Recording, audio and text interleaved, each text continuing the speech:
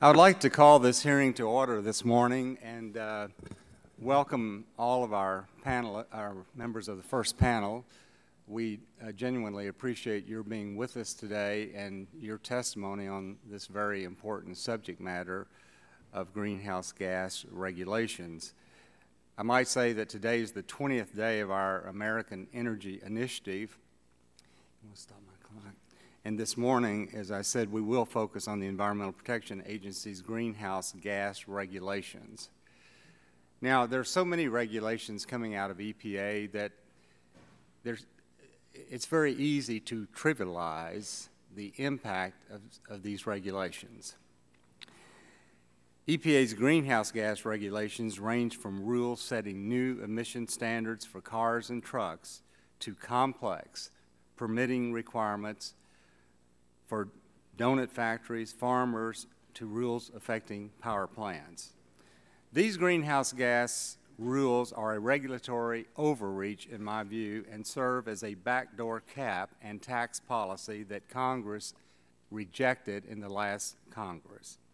Any action regarding climate change should rest with Congress and not unelected and unaccountable bureaucrats at the Environmental Protection Agency.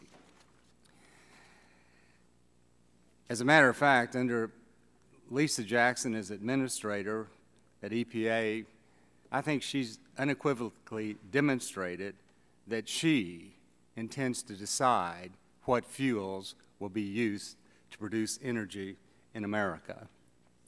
The volume of regulations, the underestimated cost of the regulations, the direct job loss caused by the regulations, and the very brazen legal theories advocated by EPA attorneys has demonstrated, in my view, a callous disregard of some legal precedents.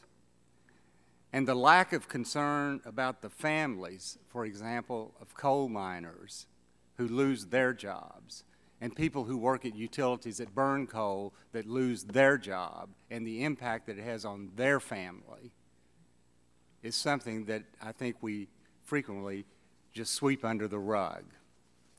Because we're talking about these regulations are going to create new jobs in other industries, but what about those people that lose their jobs and the impact on them? And I would also just say that not only members of Congress and others affected by these rules, but the courts themselves, I think, are having some rather harsh language about what EPA is doing. In the recent Sackett decision, the Supreme Court unanimously rejected EPA's effort to deny due process to landowners. And one of the justices in writing the opinion said the position taken in this case by the federal government would have put the property rights of ordinary Americans entirely at the mercy of the Environmental Protection Agency. He further said that in a nation that values due process, not to mention private property, such treatment is unthinkable. And then in the recent Luminate case, the Fifth Circuit Court of Appeals rejected EPA's attempts to disapprove a Texas permit program and said that the EPA's disapproval was based on purported nonconformity with 3 extra statutory standards that the EPA created out of whole cloth. And in the recent Spruce Mine decision, a federal judge rejected EPA's unprecedented attempt to invalidate a West Virginia coal mining permit that had been issued many years before. The court called EPA's rationale magical thinking and a stunning power for an agency to arrogate to itself. And there are many other court decisions pending. We will see what the courts hold in those cases, but there seems to be a trend of holdings, a lot of holdings about magical thinking at EPA.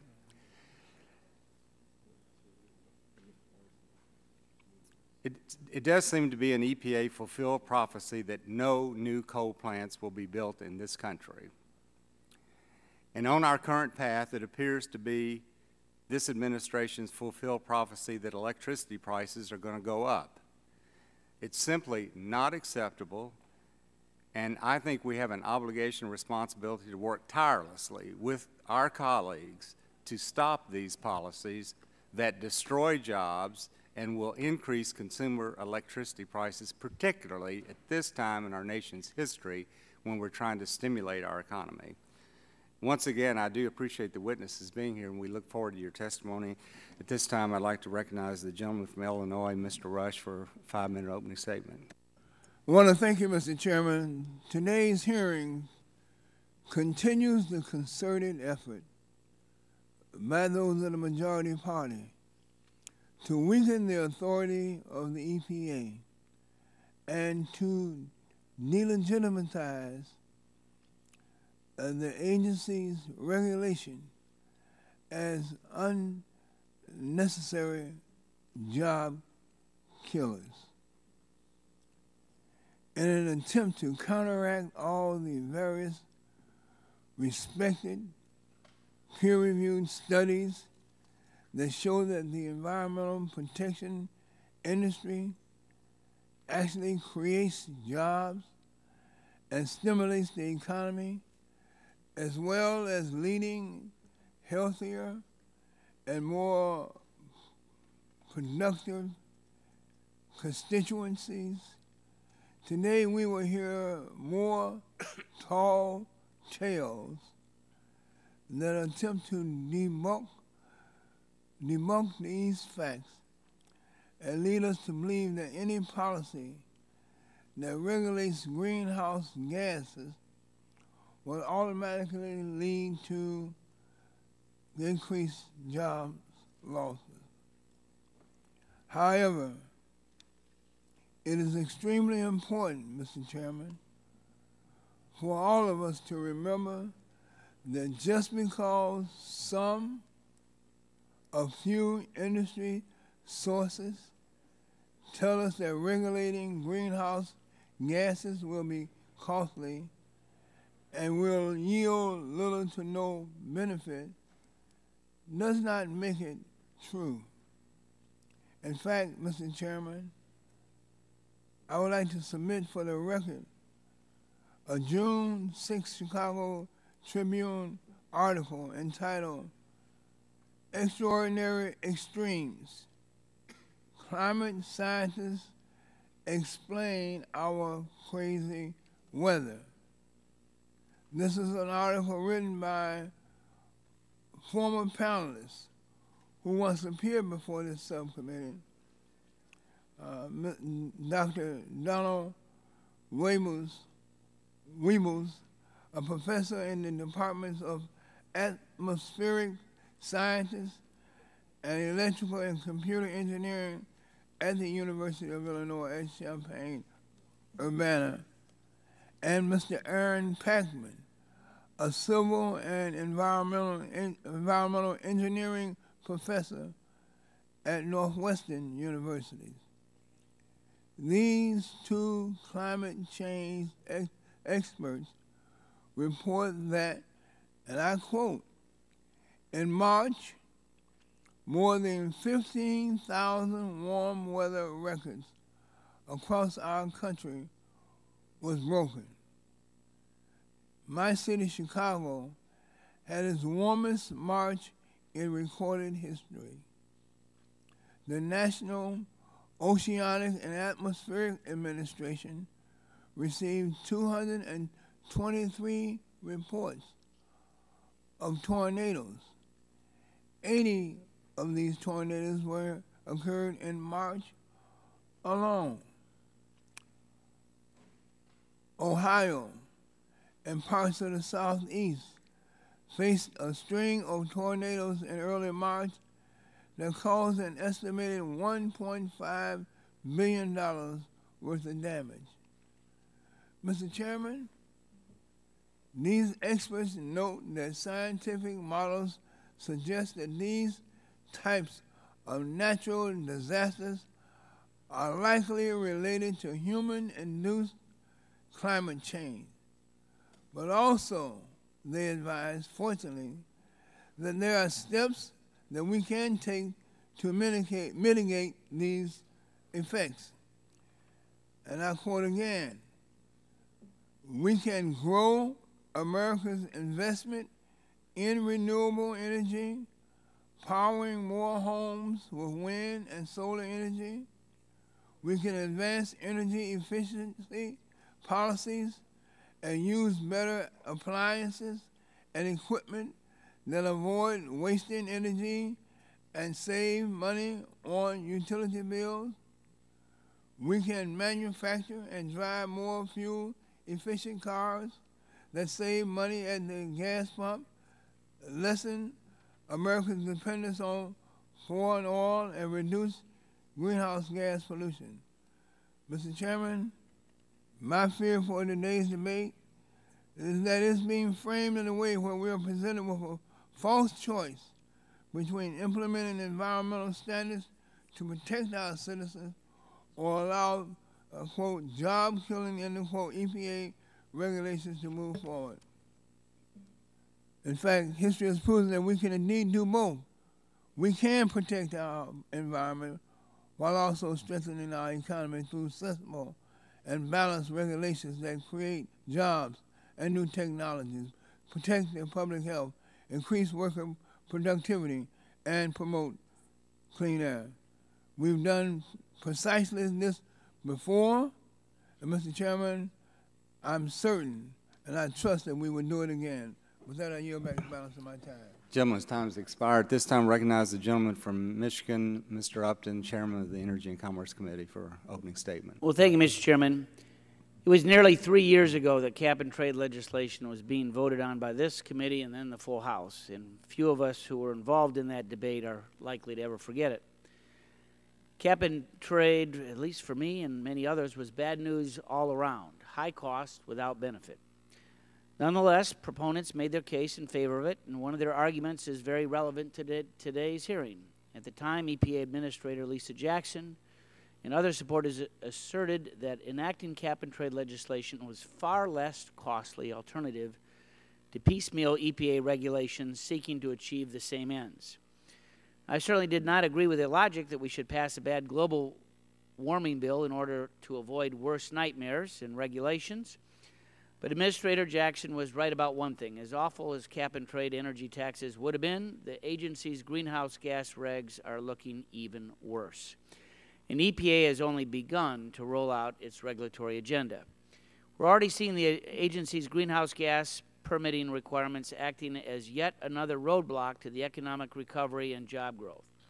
It's a sad irony that the very job-creating activities this struggling economy screams out for, things like building a new factory or expanding an existing one or boosting electric generating capacity to meet demand, are the precisely what is being targeted by EPA with these burdensome GHG permit requirements.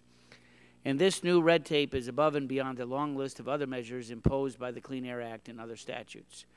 And there'll be more to follow, including new source performance standards for GHGs from coal-fired power plants and refineries. It's not only the largest employers who are at risk. We're also seeing sign of EPA's GHG regs actions reverberating throughout the rest of the economy, too. Small businesses and farmers that are not directly regulated, at least not yet, are going to have to deal with the higher energy costs that will be passed on to them by those who are. Today, we have a valuable opportunity to listen to the job creators, large and small, who have serious concerns with many respects of EPA's greenhouse gas agenda. I was proud to partner with Congressman Whitfield and Senator Inhofe and many others on both sides of the aisle to address those concerns in H.R. 910, the Energy Tax Prevention Act. And I look forward to continued discussions to ensure a pro-jobs, pro-growth, and pro-energy future for America. I would yield the balance of my time to Mr. Barton. Thank you, Chairman Upton, and thank you, Chairman Whitfield and Ranking Members Waxman and Rush for holding this hearing. Today we're looking at greenhouse gas regulations. According to the EPA's own model, if we implement everything that they've proposed, we're going to reduce CO2 concentrations in the upper atmosphere by 2.9 parts per million, 2.9. This will result, according to their model, in a temperature reduction that would otherwise have occurred of somewhere between 6 thousandths and 15 thousandths of a degree centigrade by the year 2100. Mr. Chairman, that is such a small difference that you cannot measure it. We don't have the measuring ability to discriminate at that level. Now, I do not believe that a temperature difference of somewhere between 6 thousandths and 15 thousandths of a degree centigrade is going to make one iota of difference in any individual's health on this planet between now and the year 2100. However, I do believe that the additional cost incurred to reach that magnificent reduction is going to be felt by everybody on the planet, to the tune estimated of somewhere in the neighborhood of $7 trillion. $7 trillion. To put that in perspective, the very first car that I bought in 1968 was a 1967 Ford Mustang. I bought it used for about $1,600. Just the additional cost for tailpipe emissions on these various regulations are going to cost in the neighborhood of $4,000 per car. Cost more incrementally per car than the first car I bought, admittedly a used car in 1968. Just doesn't make sense, Mr. Chairman. And hopefully in the next Congress, and perhaps even in this Congress, we can do something to forestall some of these regulations. With that, I yield back. Thank you. At this time, I recognize the ranking member of the full committee, Mr. Waxman of California, for an opening statement. Mr. Chairman, today's hearing is no surprise, but it is deeply disappointing. The Republican majority is holding yet another hearing to condemn EPA action. Could you point this action to reduce carbon pollution. 18 months into this Congress, the majority still denies the threat posed by climate change and recklessly rejects considering any action to address one of the gravest dangers facing the world today. When it comes to climate change, the Republicans have given new meaning to the phrase, just say no. Congressman Rush and I have written over 10 times to Chairman Upton and Chairman Whitfield, urging them to hold hearings on new scientific findings about climate change. The chairmen have said no to hearings on the harm climate change poses to crop yields and the effects of ocean acidification. They have said no to hearings on the threat from methane releases and the shrinking time left for action. They have said no to hearings on climate change reports issued by the International Energy Agency, the National Academy of Sciences, and the Vatican. Instead of examining the science, House Republicans have voted that climate change does not exist. And they have voted 37 times on the House floor this Congress to block efforts to prevent climate change. The Republicans have also said no to clean energy, which would grow jobs and the economy. They have voted 45 times on the House floor to block investments in clean energy and energy efficiency. The Republicans have voted against cleaner vehicles that save consumers money at the pump and reduce Americans' dependence on oil. They have even voted against better incandescent light bulbs that produce exactly the same light with less energy and lower overall cost. The House Republicans are trying to deny the laws of nature. They have voted to reject the most basic facts and scientific findings. They deny basic physics, which finds that greenhouse gases trap heat. They deny decades of measurements showing steadily rising quantities of carbon dioxide in the atmosphere. They reject cutting-edge satellite readings showing rising temperatures. And they say they know more than the very best scientists at the preeminent scientific body in our nation, the National Academies. And I guess that's why they're not invited to come and testify. Just last week, we learned that the Republican legislators in North Carolina are moving a bill that forbids use of projected rates of sea level rise that are any higher than historical rates for the purposes of state planning. Can you imagine that? They are jeopardizing homes along their coast because accepting reality would conflict with their political ideology. The Republican Party has a choice. It can continue down the path of science denial and continue to pass bills declaring that the sea won't rise. Or it can stop denying the science and start grappling with how to respond to climate change. We have legitimate disagreements about the best response, but science denial is indefensible over the short term and unsustainable over the long term. Already, decades of inaction have locked in more warming and higher costs to respond. The longer we wait to say yes, the higher the prices will be. The price of this denial will be paid by the American entrepreneurs, workers, and communities that want to participate in the clean energy economy of the future. It will be paid by the small towns and large cities that face billions of dollars of infrastructure costs from seas that don't heed legislative commands. It will be paid for farmers with less productive crops and communities struggling with persistent droughts and raging wildfires.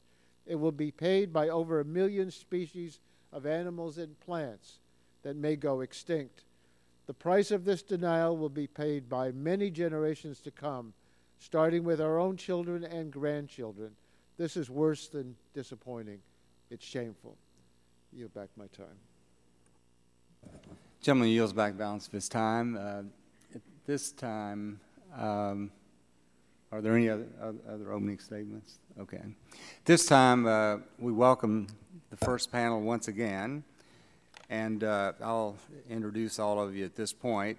First of all, we have Mr. Rob McKay, who is the President and CEO of the American Bakers Association. We have Mr. Carl Shafter, who's President of the Pennsylvania Farm Bureau. We have Mr. Charles Smith, who's the President and CEO of Country Mart Cooperative. We have Mr. Daniel Weiss, who's the Senior Fellow and Director of Climate Strategy at the Center for American Progress. We have Dr. William Chamides.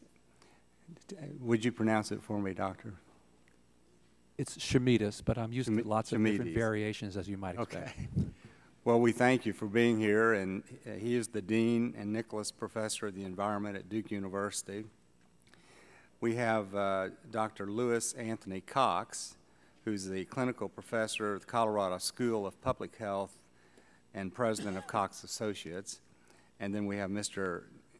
Jerry Sweeney, who's the President and CEO of Rain Oil Carbon. So once again, welcome to all of you. Each of you will be given 5 minutes to make an opening statement, and once we've concluded that, then the panel, I'm sure, will have a lot of questions for all of you. So Mr. McKay, I'll recognize you for your 5-minute opening statement. And I might just mention that on the table there are 2 little monitors there, and if it's working, a little red light will come on when your time is expired. So we don't expect you to end immediately, but if you would notice that periodically, that would be great. So you're recognized, Mr. McKay. Great. Thank you, Mr. Chairman. Members of the subcommittee, good morning, and thank you for the opportunity to be with you this morning. My name is Rob Mackey, and I'm President and CEO of the American Bakers Association. ABA is the voice of the wholesale baking industry in the United States. ABA advocates on behalf of more than 700 baking facilities and baking company suppliers nationwide. ABA members produce bread, rolls, crackers, bagels, sweet goods, tortillas, and many other wholesome, nutritious baked products for America's families. The baking industry generates more than $102 billion in economic activity annually, and we employ over 630,000 highly skilled employees in the industry. I would like to share our industry's concerns regarding the EPA's tailoring rule and its impact on the baking industry. If the Clean Air Act CO2e trigger thresholds are lowered from 100,000 tons per year to 250 tons per year, many more bakeries will be subjected to expensive and unnecessary Title V requirements and Prevention of Significant Deterioration, or PSD, regulations. the cost to impacted bakeries could be devastating. Approximately 20% of baking industry is currently covered under Title V permits. Many bakers have accepted federally enforceable limits on production, otherwise known as synthetic minor permits, to minimize their emissions and to avoid the cost and regulatory burden of the Title V permit program. If the potential CO2e emissions threshold is lowered to 250 tons per year, a much larger portion of the baking industry would be forced into the Title V process. This would needlessly increase compliance costs, seriously constrict bakers' ability to respond to market demand, and potentially require expensive controls on CO2 emissions, despite the industry already relying upon clean natural gas for its ovens. Importantly, EPA would likely state that its PSD regulations also cover so-called biogenic CO2 processes, including the natural fermentation of yeast from rising dough. In 2009, Administrator Jackson promised that the EPA would not regulate, quote, every cow and Dunkin' Donuts, unquote, but that is exactly what would happen. Let me explain in more detail. There are 3 stages of the baking process. First, ingredients such as flour, sugar, yeast, and water are mixed together into dough. The dough is then allowed to rest in a proofing area where the yeast ferments sugars in the dough to create CO2 and ethanol that makes the dough rise. I can remember when my grandmother getting very upset if I was running through the kitchen and disturbed her rising dough and cake in her kitchen. While the scale is different, the process is the same in a commercial bakery. After rising, the dough is then baked in a clean natural gas-fired oven at temperatures ranging from 180 to 200 degrees Fahrenheit. Many bakery products, particularly breads and sweet goods, are made with yeast.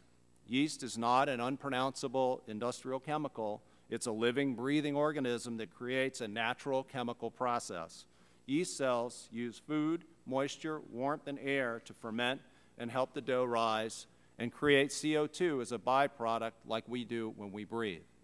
Yeast is the most commonly used leavener in bread making and serves 3 main functions. First, CO2 production during yeast fermentation results in stretching and expansion of the dough, giving bread its characteristic open structure as well as the nooks and crannies. Second, yeast fermentation strengthens the flour in the dough so it better captures and holds the CO2 that is produced. Finally, yeast fermentation provides the distinctive flavors, aromas, and texture that make baked products so appealing. As bread dough is baked, the CO2 that was produced by the yeast activity is released. The emissions from yeast in bread production are extremely difficult to estimate. Any EPA rule that requires precise quantification will be technologically challenging and exceedingly expensive. There are several reasons that the Clean Air Act is a poor fit for natural biological processes like yeast fermentation in bread baking. First, bakers make a variety of products that have different levels of yeast. These products change seasonally and with consumer demand. Second, protein levels of wheat change dramatically from year to year. If the wheat is low or high in protein, then the recipe must be adjusted to maintain the proper balance of flour and sugars. Third, there is no smokestack, so to speak, at which to measure fermentation emissions. But instead, bakers would have to use predictive models, altering the inputs every time the product type and recipe are modified. And of course, expensive consultants and additional measuring equipment would be needed to accomplish these tasks. In contrast to natural CO2 emissions, bakers can easily determine their fuel usage for ovens and their contribution toward the baker's CO2 emissions profile. But as mentioned, bakeries already use clean-burning natural gas. Carbon dioxide and water vapors are the byproducts of efficient and clean combustion. While bakers continue to explore the cost and technical feasibility of cogeneration and other efficiency measures, it is difficult for the industry to find greener ovens to bake product. Lowering the Clean Air Act regulatory threshold would sweep many bakeries with considerable economic impacts. For purposes of illustration, a typical mid-sized bakery might have 3 production lines for bread and roll products. Each line would operate an average of 500 hours per month with an average production of 2,000 tons of product per month. This bakery would consume approximately 7 million cubic feet of natural gas per month with annual CO2e emissions just from the fuel alone of 4,500 tons per year, well over the 250-ton threshold but well below the current 100,000-ton threshold. Under the revised Clean Air Act threshold, this bakery would now be subject to EPA's onerous PSD rules in under a month of operation. In terms of biogenic CO2, the emissions from natural yeast fermentation, the bakery could produce 37 tons of CO2 per month, thus trigger PSD review between 6 and 7 months of operation.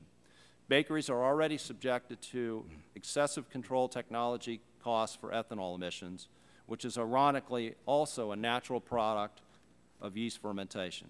To meet current Clean Air Act requirements, the cost to larger bakeries for adding a catalytic oxidizer on a bread, roll, bakery oven.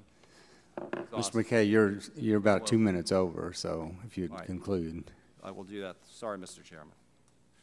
The bottom line is the cost of any new overly broad rules that regulate natural agriculture-related CO2 or clean natural gas used in baking ovens will ultimately force American families to pay more for their baked goods. Appreciate the opportunity. Be happy to answer any questions. Thank you so much. Mr. Schaefer, you're recognized for 5 minutes.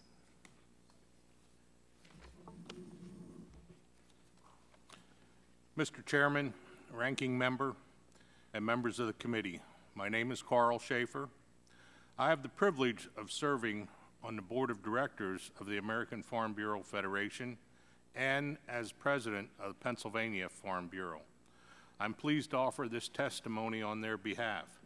As you know, EPA is phasing in the application of its greenhouse gas regulations through the promulgation of a tailoring rule, under which the permitting requirements will apply to the largest emitters first, followed by small emitters at some unspecified future date.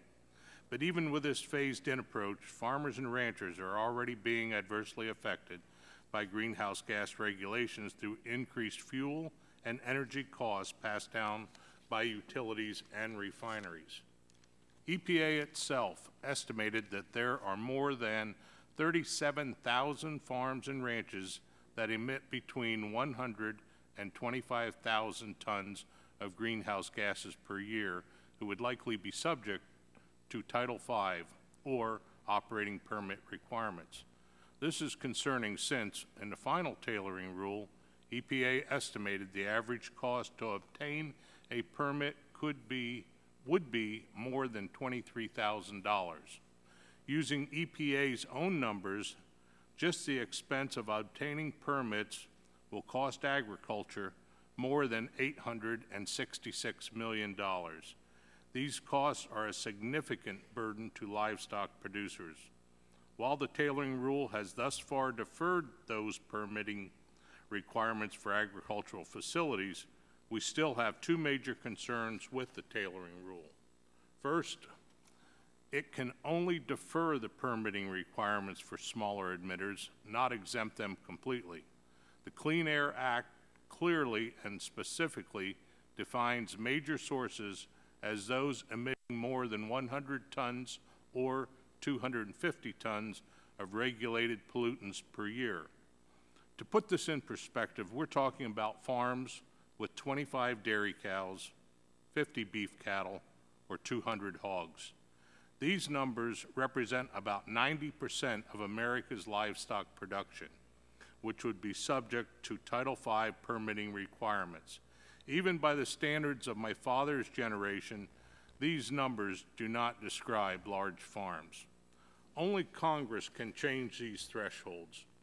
A provision in the fiscal year 2012 Interior Appropriations Bill prevented EPA from currently regulating greenhouse gas emissions from livestock, but there is no assurance that a similar provision will be in place for fiscal year 2013. There is little or no flexibility in the Clean Air Act to deviate from these requirements.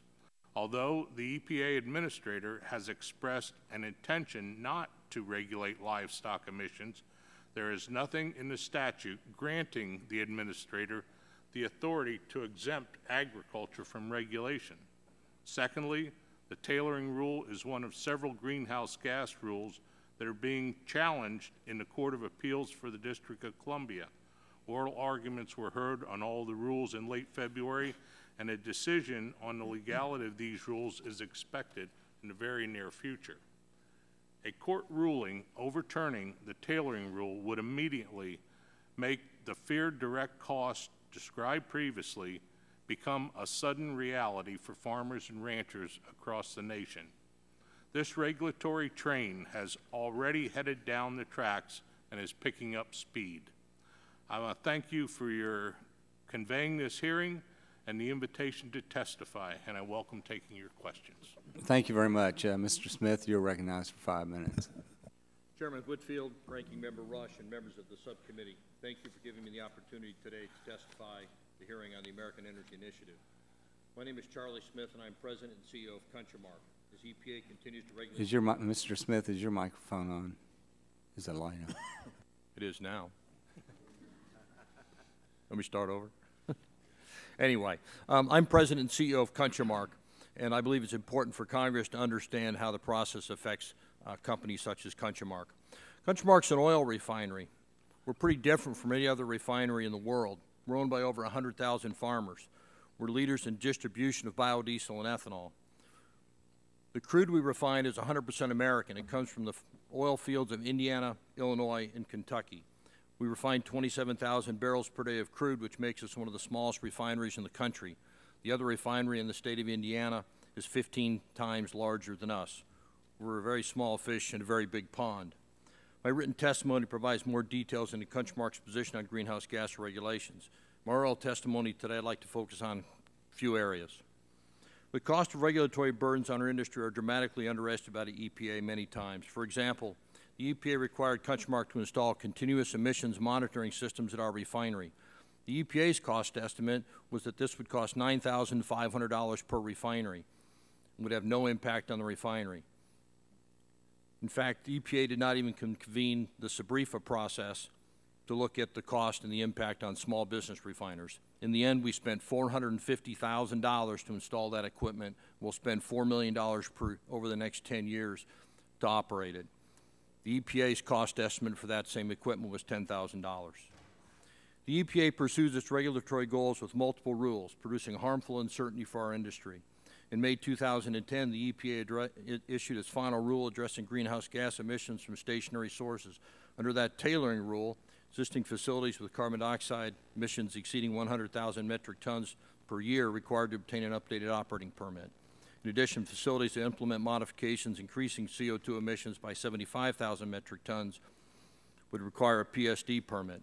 However, great concern to us is that EPA has then indicated they intend to further restrict greenhouse gas emissions from the refining sector alone by applying another concept called New Source Performance Standards, NSPS. By uniquely regulating greenhouse gas emissions from U.S. refining sector, EPA directly threatens refineries, especially the small ones like CountryMark. Unlike the tailoring rule, meeting NSPS requirements involves best available control technology, which is frequently uneconomic in small refineries. If EPA uses NSPS rulemaking to drive greenhouse gas limits to the statutory limits of 250 metric tons or less, this would be orders of magnitude more stringent than the current tailoring rule. Because small refiners are particularly sensitive to capital costs, the additional NSPS requirements to meet stricter limits would make modifications uneconomical. That would limit our ability to improve our process, grow our refinery, starts to threaten the jobs. EPA's own rules frequently conflict with each other. For example, EPA required CountryMark to spend $85 million to reduce sulfur in gasoline and diesel fuel. We spent $6.2 million per year operating this equipment. 2 years after the startup of our low-sulfur gasoline project, EPA indicated we'd come up with Tier 3 gasoline regulations to further reduce sulfur in gasoline. CountryMark is estimated complying with this additional requirement costs another $15 million. The reduction in sulfur has been done in a manner that's not cost-effective. It's been done piecemeal instead. But ironically, these low-sulfur mandates require us to utilize equipment that increases our greenhouse gas footprint by 15%. The cumulative impact of these regulations seriously threatens our company. Each regulation EPA promulgates is a cost, yet the EPA never examines the collective impact of the regulations. By employing rule-by-rule focus to their economic analysis, the larger cumulative impact is hidden. Yet the cumulative impact are true costs and are the costs we experience every day. They drive up the cost of our products, and they threaten our long-term viability. We operate in a county with 26,000 residents, and we employ over 300 workers. Each year, we put $30 million of wages and benefits a year into that community. We spent $800 million a year buying crude oil from 40,000 individual royalty owners in Indiana, Illinois, and Kentucky. Total economic impact on the tri-state area is $2.5 billion per year. That's money that stays in Americans' heartland. It's manufacturing costs. They're the jobs that we covet as a nation, both during recessionary times and not. If we continue to increase these costs, companies like Countrymark will be unable to compete with the large multinational oil companies both here and abroad. Thank you for the opportunity to be here today. We fully support legislation that would impose rational and realistic cost analysis, cumulative impact analysis, and congressional approval of the EPA's ability to regulate greenhouse gas emissions from refining industry, especially small business refiners. Thank you. Thank you. Mr. Weiss, you're recognized for 5 minutes. Thank you, Mr. Chairman, Ranking Member Rush, and members of the subcommittee. Thank you very much for the opportunity to testify today. I'd like to address several elements of EPA's proposed carbon pollution standard. In 2007, the Supreme Court ruled in Massachusetts versus EPA that, quote, greenhouse gases fit well within the Clean Air Act's definition of air pollutant, unquote. Based on this decision, EPA must first determine whether carbon pollution endangers the public health and welfare. In 2008, then EPA Administrator Stephen Johnson wrote to then-President George W. Bush that, quote, the Supreme Court's Massachusetts versus EPA decision, combined with the latest science of climate change, requires the agency to propose a positive endangerment finding. It does not permit a credible finding that we need to wait for more research, unquote. Johnson also recommended to the President that EPA begin to regulate carbon pollution from major sources. President Bush ignored Administrator Johnson in the law. After the Obama administration made the endangerment finding, it established limits on carbon pollution from motor vehicles and addressed permits for large, new, and expanded industrial facilities. As Congress intended, EPA wisely focused on a relatively small number of the largest new industrial sources that emit more than 100,000 tons per year of carbon pollution, and on expanded facilities that increase their emissions by 75,000 tons per year. This tailoring rule includes the sources of about 70% of industrial carbon pollution. I'd just like to note that the American Farm Bureau Federation, the American Petroleum Institute, and the National Petrochemical and Refiners Association are all plaintiffs in the lawsuit that are trying to overturn the tailoring rule so that the concerns raised by Mr. Schaefer and Mr. Smith will actually come true. The Clean Air Act requires that a new facility seek a clean air permit. In 2011, there were fewer projects with enough pollution to qualify than both industry and EPA predicted. As of December of last year, EPA and the state permitting authorities have issued 18 permits with carbon pollution limits, with about 50 other permit applications pending, or an average of 1 per state. On April 13th, the Environmental Protection Agency proposed the first ever rule to limit carbon pollution from new power plants. The proposal would require these plants to emit 40 to 60% less carbon pollution than a typical new coal-fired power plant. Richard Morgenstern, a former Reagan and Clinton EPA official, predicts that the new carbon pollution standard will have, quote, no net impact on employment. Americans support reductions of carbon pollution. A March 2012 bipartisan poll by the American Lung Association found, quote, after listening to a balanced debate with messages both for and against setting new carbon standards, 63% were in favor of action and 33% opposed, unquote. The Republican pollster who did the poll concluded that, quote, there is broad support across partisan lines for new carbon regulations on power plants, unquote. In addition, nearly 2 million people have already submitted comments to EPA in favor of the proposed rule. Now, some claim that there is a war on coal. This is untrue. For instance, the Obama administration has made significant investments in technologies to reduce carbon pollution from coal combustion. The American Recovery and Reinvestment Act included $3.4 billion for carbon capture and storage technology research, including funds to revive the Future Gen Clean Coal pilot project that President George W. Bush had scrapped. There was also funds for 7 other clean coal projects. Coal mining employment figures also debunked this mythical war. In May, the Charleston Gazette reported that, quote, employment in the Appalachian mining industry is at a 14-year high, unquote. The nonpartisan West Virginia Center for Budget and Policy reports that coal mining jobs there are rising Energy Information Administration data shows increases in other states too, including Illinois, Pennsylvania, and Virginia. Coal companies continue to make huge profits. In 2011, the two largest companies, Peabody Energy and Arch Coal, made a combined profit of over $1 billion. Reducing carbon pollution grows more urgent. For instance, on June 16th, a few days ago, the San Francisco Chronicle reported that Californians face an increase in the West Nile virus due to global warming. Now, some in Congress still deny that climate change is real or caused by human activity, even though the National Academy of Sciences found that, quote, 97 to 98% of the climate researchers support the tenets of human-made climate change. The House of Representatives has been a roadblock to clean up. In this Congress, it cast 37 votes to block climate change action. We urge the House to reduce the climate change threat to Americans' health, economy, and jobs by heeding the words of General George S. Patton, lead me, follow me, or get out of my way. Thank you very much. Thank you, Dr. Shimides. You're recognized for 5 minutes. Thank you. Chairman Whitfield, Ranking Member Rush, and members of the subcommittee, thank you for inviting me here today to talk with you. My name is William Shimides, and I am the Dean of the Nicholas School of the Environment at Duke University. I'm an atmospheric scientist, having spent much of my career studying the chemistry of the lower atmosphere and the impacts of regional air pollution.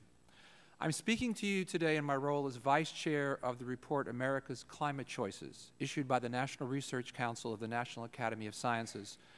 Our 2012 report was the capstone in a 5-report series, and for your reading pleasure, I brought a copy right here, ready for anyone who wants to take me up on it. The report was carried out at the request of Congress and brought together more than 90 volunteer experts, including top climate, social, and economic scientists, as well as leaders from the private sector, former office holders at both the federal and state level. Our reports were all prepared according to the stringent National Academy guidelines for balance, objectivity, and peer review. The reports summarize what we know about climate change and what kinds of response choices we face as a nation. Some key take-home points. First, climate change is occurring, and the recent change is very likely primarily caused by the emissions of greenhouse gases from human activities and poses significant risks for a range of human and natural systems. Second, the environmental, economic, and humanitarian risks of climate change and its impacts indicate a pressing need for substantial action to limit the magnitude of climate change and to prepare to adapt to its impacts. Third, we can always expect to face some uncertainties about future climate risks, but uncertainty is not a reason for inaction. Indeed, uncertainty cuts both ways. While climate change could ultimately prove to be less severe than current best estimates indicate, it could easily prove to be more severe. And finally, while current response efforts of local, state, and private sector actors are significant, they are not likely to yield the degree of progress needed to achieve what we need without federal policies. Much of what we know about the climate is the product of more than 100 years of research, founded on the most basic laws of science, such as the first law of thermodynamics, and grounded by observations of the climate system. While climate models play an important role in climate research, it would be incorrect to characterize global warming as conjecture based on climate models or simulations. As a context for today's discussion, here are some scientifically documented facts about the climate system. Thermometer measurements show that the Earth's average surface temperature has risen substantially over the past century, especially over the last 3 decades, and these data are corroborated by a host of independent observations. Carbon dioxide concentrations are higher today than they have been for at least the past 600,000 years. Most of the recent warming can be attributed to fossil fuel burning and other human activities. Changes in solar radiation and volcanic activity can also influence the climate, but observations show that they cannot explain the recent warming trends. In addition to our careful conclusions about what science has shown to be true about climate change, our report also highlights some motivating factors for why response efforts need to move ahead quickly. First, the faster that emissions are reduced, the lower the risks and the less pressure to make steeper and potentially more expensive reductions later. Second, current energy structure investments could lock in a commitment to substantial new emissions for decades to come. Enacting relevant policy now will provide crucial guidance for investment decisions. And finally, while policies can potentially be reversed or scaled back if needed, Adverse changes in the climate system are likely to be difficult or impossible to undo. To move ahead, the committee identified 5 broad areas of action: substantially reduce greenhouse gas emissions, begin mobilizing new actions for adaptation, invest in science, technology, and information systems, participate in international climate change response efforts, and coordinate national response efforts. My written testimony contains more information on these initiatives, and the reports offer a detailed analysis of many different options. Key is our recommendation to adopt a flexible approach that continuously assesses new information, scientific knowledge, and technology advances and adjust responses accordingly, an approach we call iterative risk management. Members of Congress, with each additional ton of heat-trapping gases we emit, we commit the world to further climate change and greater risks. It's much like a huge debt. Every time we emit more carbon dioxide to the atmosphere, we increase that debt, and we will have to pay it down at some point. Our committee believes it's prudent, even imperative, to act now to limit and adapt to climate change. Thank you very much for your attention. I'll be happy to answer your questions. Thank you very much. And Dr. Cox, you're recognized for 5 minutes. Chairman Whitfield, Ranking Member Rush, members of the subcommittee, thank you for your invitation to be here this morning. My name is Tony Cox, and I'm an expert in risk analysis. I'm going to discuss health risk related to regulation of greenhouse gases. Several recent high-profile articles in scientific journals and in the press have announced that tighter regulation of air emissions will save lives. The claim is that reducing emissions of air pollutants, including greenhouse gases, will quickly reduce mortality rates, especially among the elderly. For example, a typical headline from earlier this year is, "Cuts in methane soot emissions quickly save lives, climate, and crops." Mr. Rush earlier alluded to healthier constituents from lower emissions, and this is a common perception. I will address the truth and certainty of such claims. The most important thing to know about them is that these predictions are not based on real-world experience, showing that reducing emissions actually does cause lower mortality rates. They do not come from careful causal analysis of real data.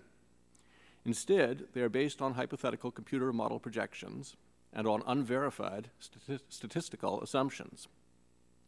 No real health effects caused by current ambient pollutant levels have been established. For example, the underlying scientific articles suggesting health benefits might look at the fact that heart attack rates have decreased over many years and arbitrarily assume that some or all of this decline is caused by reductions in air pollution. Or they might observe that more elderly people die in winter when pollution levels are high and assume that a large fraction of the deaths are caused by pollution.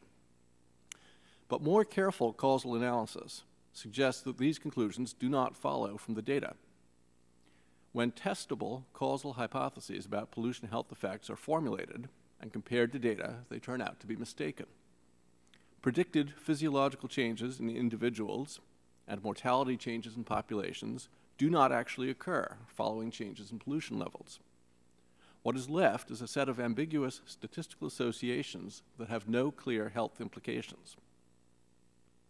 The second thing to understand is that the raw data on pollution and health effects are actually quite ambiguous. They do not clearly show that current or recent levels of air pollution cause increased mortality or morbidity rates. Instead, there is no clear evidence of any causal relation between them. Some studies report significant positive associations. Many others show significant negative associations. For ozone, for example, higher concentrations are commonly associated with lower morbidity rates. Scientists at EPA and elsewhere have ignored such negative associations and chosen to consider only positive values in preparing their projections of positive health benefits from further reductions in air pollution. They assume that positive associations are causal, while noting in the fine print that this has not actually been established. In any case, data on historical associations between past levels of pollution and past levels of health effects, such as the data that EPA primarily relies on, do not actually address the question that policymakers should care about most. They do not predict what future changes in health effects will be caused by future changes in pollutant levels. Current projections of health benefits from further emissions reductions rest on a mix of wishful thinking and bad statistics. The third thing to know is that it is possible to do better using more objective methods of causal analysis. The key to obtaining more trustworthy projections is to use rigorously validated causal models and objective tests of causal hypotheses about health effects of pollutants. Many such rigorous tests are now available in computational statistics and related fields. They rely on sound principles, such as that a true cause should help to predict its effects, and that a true effect should be preceded by its alleged causes. But these important required properties are not true for the relation between air pollution and mortality rates in data that I and others have analyzed. In summary, I urge you not to believe claims that reducing greenhouse gases and other emissions create large human health benefits. These claims rest on unverified assumptions and subjective interpretations, not on validated causal models or real-world facts. The more care is taken to use appropriate methods of causal analysis, the more previous claims of beneficial health effects melt away. What is left offers no objective reason to believe that ever lower emission levels will cause ever better health. The point of diminishing returns in health benefits was probably reached long ago, and now we should not expect new benefits from new emissions reductions. The time has come to stop relying on expert judgment and subjective interpretations of data and to start applying rigorous objective causal analysis. I believe that doing so will show that regulation of greenhouse gases cannot confidently be expected to produce human health benefits. Careful study of real-world causes and effects using objective causal analysis of emissions and health effects data will provide a much more trustworthy guide to the true probable health consequences of policy decisions than today's mix of wishful thinking and dramatic claims. Thank you for your attention. Thank you very much. And Mr. Sweeney, you're recognized for 5 minutes. Chairman Whitfield, Ranking Member Rush, and subcommittee members, thank you for the opportunity to testify before you on EPA greenhouse gas regulation. My name is Jerry Sweeney. I am President and CEO of Rain CII Carbon. Rain CII Carbon is one of the largest producers in the world of a product called calcined petroleum coke. We have 7 U.S. facilities and employ over 250 workers in highly paid industrial jobs here in the United States. We also have operations in India and in China. The majority of our U.S. product is exported. Another aspect of Rain CII's business is energy cogeneration. It is important to note that cogeneration of energy is very important to our competitiveness. It allows us to capture byproduct heat and lower our costs while reducing greenhouse gas emissions. 3 of our facilities in the U.S. have cogeneration plants, and our 4th is under construction currently. Rain CII and the industrial business community are concerned about the existing and future regulation that create uncertainty and threaten high costs, both of which stymie capital investment, job creation, and impair competitiveness of existing facilities. To be clear, the business community is not against responsible clean air regulation. What regulation we put in place must be necessary and not sacrifice industrial competitiveness and jobs. Specific to greenhouse gas emissions, policies that provide incentives such as investment tax credits, grants, or accelerated depreciation are more effective and create jobs and are a preference to more regulation. It is a concern that our facilities would be regulated under the Clean Air Act tailoring rule for facilities that emit 100,000 tons per year and would require a permit under the Prevention of Significant Deterioration, or PSD, pre-construction permit program and Title V operating permit program. Both are lengthy and costly programs. We know this because we are already regulated under them. Our experience is that regulations, while well-meaning, can be conflicting in purpose, reduce competitiveness, and result in less than optimal environmental benefit. We believe this will be the result when EPA promulgates regulation of greenhouse gases under the Clean Air Act. EPA greenhouse gas regulations will impact the manufacturing sector in 2 ways. Once from higher costs placed directly on our operations, and secondly, through higher electricity prices that get passed on to us. A loss of jobs will result from both burdensome cost and bureaucratic delay.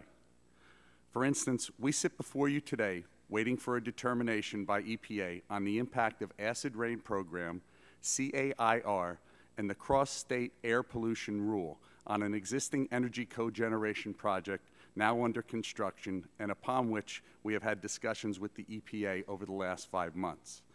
It is an example where the rules have become so complicated and the program so overlapping that significant delay is involved in attempting to interpret requirements, even though EPA has competent and well-meaning professionals examining the project. The delay exists even though the project is a green cogeneration facility that will result in significant reductions in greenhouse gas and criteria pollutants, increase jobs, competitiveness, and generate tax revenue for the government. Delays and regulatory uncertainty cause industry to avoid investment and job creation and renders us uncompetitive against other countries. Adding a new EPA Clean Air Act greenhouse gas regulation will increase costs and cause further delays in bureaucracy. Commercial industrial opportunities, when they arise, must be seized, or they disappear in favor of more nimble competition abroad.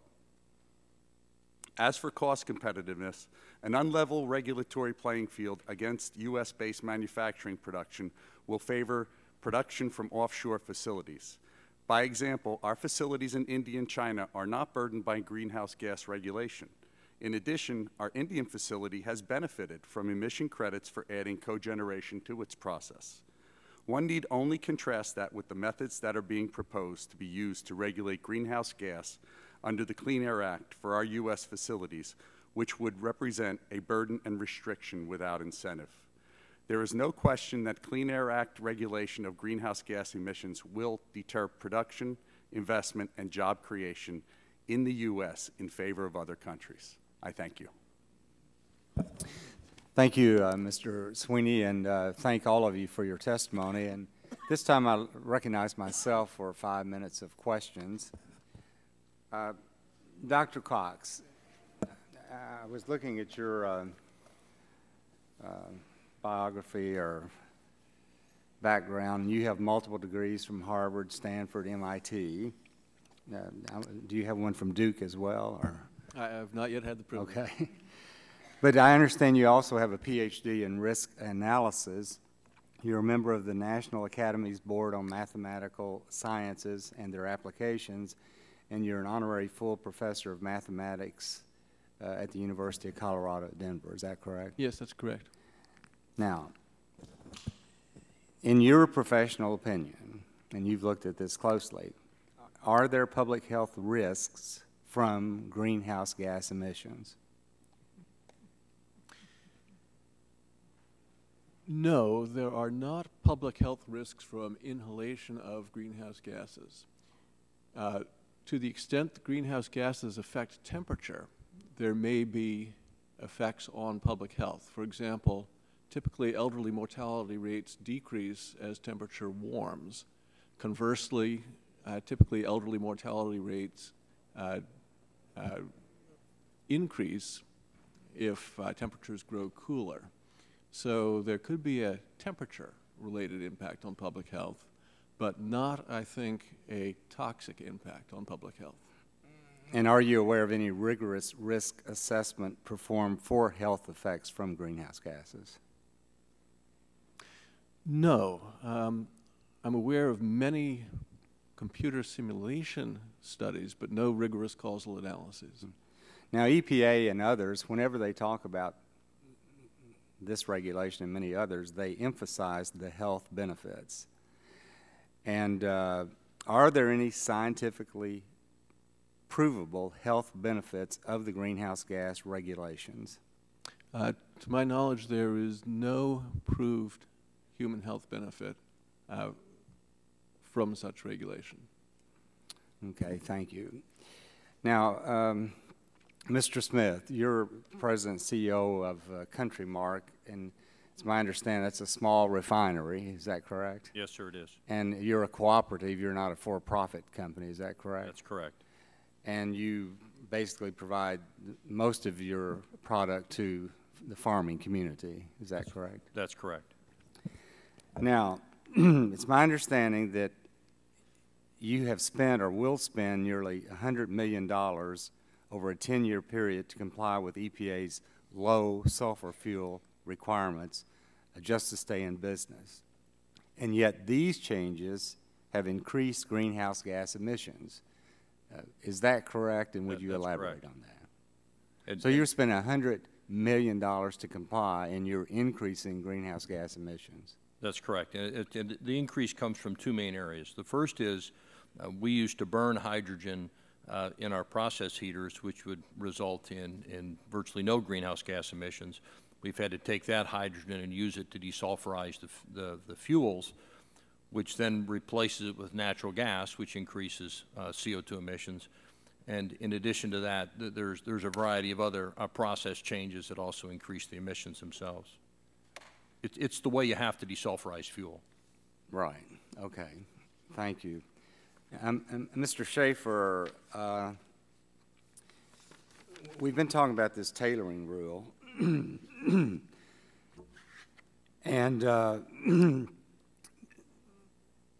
EPA admits in the tailoring rule that the agency underestimates the full impact the Clean Air Act greenhouse gas regulations would have on farmers. Without the tailoring rule, and there are many people who do not believe that it is legal because the statute clearly says 250 tons per year instead of 100,000. But in absence of the tailoring rules, such regulations could affect everything, and I want you to tell me if this is correct, everything from manure management to space heating to operating pumps for drying and curing and more. I mean, it seems to me that these regulations clearly penetrate deep into many phases of the farming process. Would you agree with that statement? Very much so. They'd have a dramatic economic burden on the average size or small farms too, all size farms. And if this happens, this would be unprecedented for the farming and agricultural community, wouldn't it? We've never experienced something like this, and to be frank, I honestly don't know how we'd be able to deal with the cost. We're price takers naturally, not price makers. So okay. We would have to try to absorb that, and there's just no way they could do it. Our analysis team in Pennsylvania did a study last year. There was approximately $1.09, I believe it was, profit per hundredweight in the dairy industry. This cost would put that at in the red just on the cost of the permitting requirement. Okay. Well, my time's expired. At this time, I recognize the gentleman from Illinois, Mr. Rush, for 5 minutes for questions.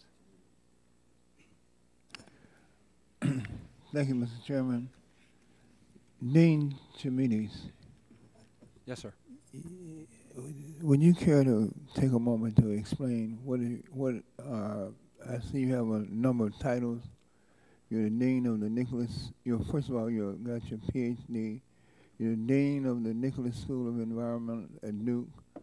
You're Vice Chair of the Committee on America's Climate Choices, the National Research Council, and you're associated with you're the Vice Chair of the National Academy of Sciences. Member of the National Academy of Sciences. Member of the National Academy of Sciences. What is your academic background? I got my undergraduate degree from SUNY Binghamton, and my graduate degree is both master and PhD at Yale University. Yeah. Okay, now, Dr. Cox has basically told me and others that as regards to climate change, one, that it's a hoax, two, that it has absolutely no effect on public health. So he's told me and others who believe as I do that we have really come up with answers that don't answer, explanations that don't explain, and conclusions that don't conclude. Now, I want you to just take some time and You've heard his testimony. What do you think about Thank his you. Well, I testimony? have a couple of observations to make. First of all, talking about air quality, for example, and its impact on mortality is a difficult thing to do in the sense if you actually want to prove positively that something kills somebody, you got to kill them, and that's not what we do. So you're left with a variety of different methodologies of trying to establish that cause and effect relationship. And in fact, as a community, we have done that in many, many, many ways in terms of in the clinic, looking at clinical damage as well as statistical results.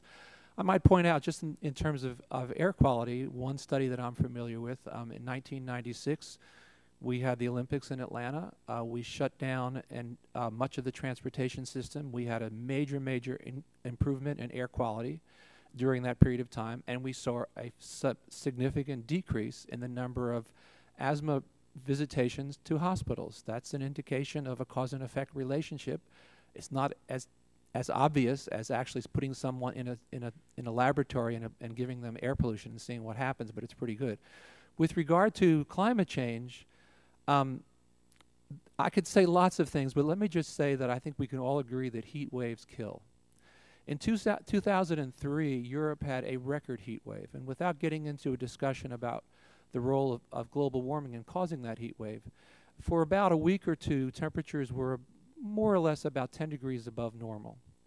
Somewhere between 20 and 35,000 people died in Europe during that heat wave. That's the kind of risks that we face with global warming, and I would say it's a pretty substantial public health risk.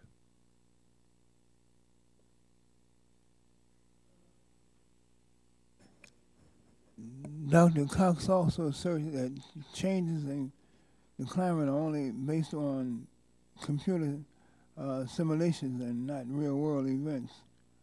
He asserted there's no evidence that air pollution leads to adverse health impacts.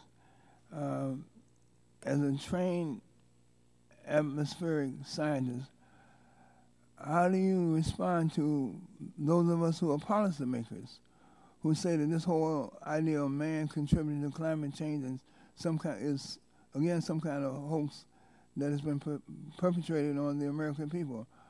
Are there any dangers in policymakers telling the American people that climate change is a hoax and therefore it's not necessary to implement policies to address this issue?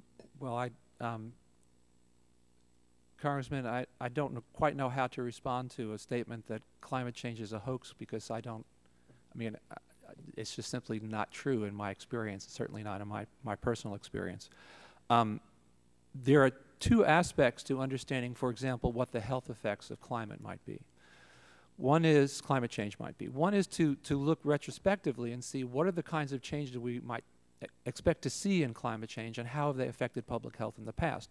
So, for example, we know that if you have major floods due to severe storms, you have major health effects because you have water quality problems that can lead to morbidity and mortality. If we now want to predict how that might happen in the future, of course we have to use models because we're talking about the future.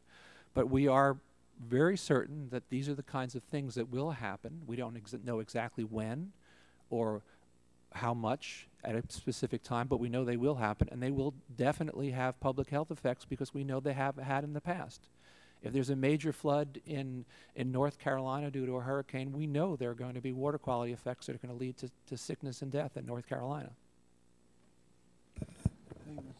Gentleman's time has expired. At this time, I recognize the gentleman from Texas, Mr. Barton, for 5 minutes of question. Thank you, Mr. Chairman. Let me start off with a general statement. I was here in the Congress on this committee when we passed the Clean Air Act amendments in the early 1990s. It was not intended to apply to greenhouse gas emissions. CO2 was not listed as one of the criteria pollutants, and I don't recollect that there was much of a debate about it. There was some debate, but not much of a debate. So Dr. Weiss is correct in his statement that we did have Massachusetts versus EPA, a 5-4 Supreme Court ruling that since the Clean Air Act amendments did not specifically state that it wasn't a criteria pollutant, maybe it could be. And he was also correct in his statement that the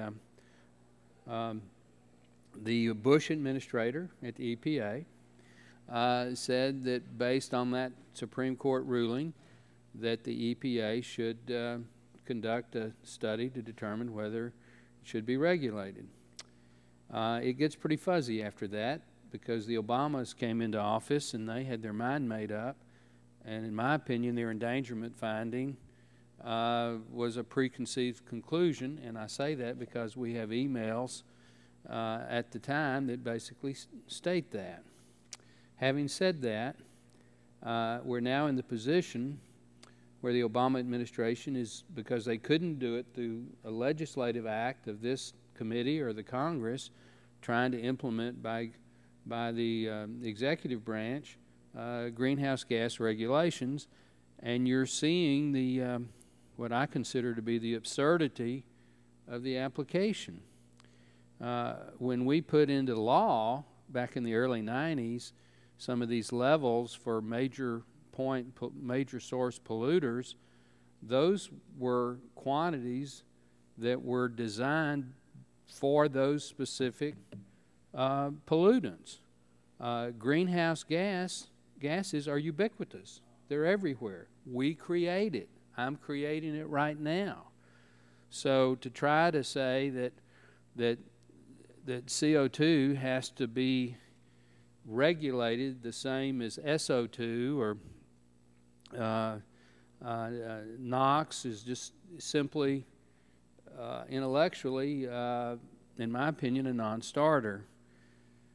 But having said that, once you start down the path, it can bite you pretty quickly. It can get expensive pretty quickly.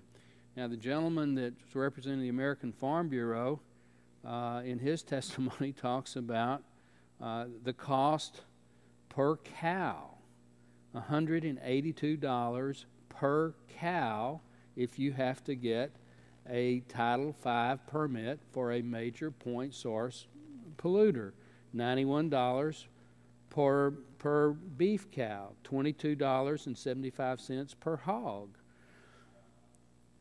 Farms are going to go out of business. They're just not going to do it. So I believe that in the next Congress, if not in this Congress, we ought to have a real debate on this committee about greenhouse gases as applied to the Clean Air Act. I would prefer that we explicitly exempt them by statute. That would be my preferred solution. But if we don't have the votes to do that, we should at least give some guidance in statute to what the standard should be based on greenhouse gases. Now, when I go to Dr. Cox, you were very careful in your answer to Mr. Whitfield's question. If I understood you correctly, you say that for older people, an increase in average temperature generally is a good thing, and a decrease in average temperature generally is a bad thing. Is that correct? Yes, that's correct. The ill healths in winter more than offset the summer heat wave effect. Of the two, cold weather deaths are by far the more important. So on average, these small increases in average global temperature, which is called the greenhouse gas effect or climate change, from a health standpoint, on average would be good, not bad. Is that not correct? I believe that is indeed correct, that on average an increase in temperature will reduce elderly mortality rate. But as the gentleman next to you has pointed out, heat waves do kill. Heat waves do kill. Cold winter days kill more. So wouldn't we be better off, instead of spending trillions of dollars to try to regulate CO2, to have a specific, give every senior citizen an air conditioner for the summer and give them a space heater in the winter? Wouldn't that be much more cost effective? I believe it could have a significant public health impact. Thank you. The gentleman's time's expired. This time I recognize the Ranking Member, the gentleman from California, Mr. Waxman, for 5 minutes. Thank you, Mr. Chairman. The Supreme Court's going to make a decision fairly soon, and they're going to disappoint a lot of people, whatever they do. The Supreme Court made a decision in the Massachusetts case, and they said EPA must regulate a pollutant that causes harm to health and the environment. I believe those are the precise words, but something along those lines. And the EPA administrator under President George W. Bush made that finding. Now, members of the committee may not like the Supreme Court decision, but it's the law of the land, just like the opening up to corporations to buy all the elections. That's the law of the land. The Supreme Court decided it 5-4. Carbon is not a criteria pollutant, but Clean Air Act provides for EPA regulation over a lot of pollutants other than criteria pollutants. Over the past 9 months, Mr. Rush and I have written to, in fact, 12 times, to Chairman Upton and Whitfield requesting a hearing on climate change. And we've focused on major developments in climate change science and on events that demonstrate the perils of inaction. These repeated requests were met with silence. Instead of holding hearings on the science and the risks posed by climate change, the majority opted to hold one hearing after another, bashing EPA for every effort it makes to address the problem, no matter how reasonable or cost-effective. Republicans on the committee and in the whole House actually voted to reject the scientific consensus that climate change is occurring, caused largely by human activities, poses significant risk for public health and welfare. Today we have Dr. Shamides, a prominent climate scientist who can discuss the climate findings and recommendations of the National Academy of Sciences, where he is a member. The National Academy is the preeminent scientific institution in our country. Do you disagree with that statement, Dr. Cox?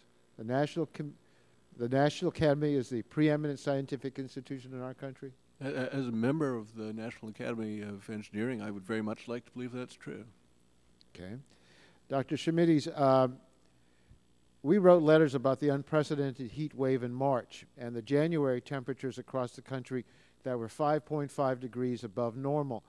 We also asked for a hearing on the recent Intergovernmental Panel on Climate Change report that found it's very likely that the length, frequency, and intensity of heat waves will increase over most land areas because of climate change. The IPCC also warned that the frequency of heavy precipitation will likely increase, even as droughts intensify. How do the National Academy of Sciences findings compare to those of the IPCC? Should we expect more extreme weather events like the ones we experienced this year? Yeah, I think by way of background, Congressman, I think that of the effects of climate change that we foresee, changes in extreme weather and weather patterns is probably the one that's most immediate and probably on most of America's minds. And the data suggests that we are seeing changes in weather patterns, increases in extreme weather events. Our understanding of how the climate works indicates that that is in fact what we'd expect. Establishing that cause and effect relationship is very, very difficult. A given weather event it's almost impossible to attribute a given cause to a given weather event.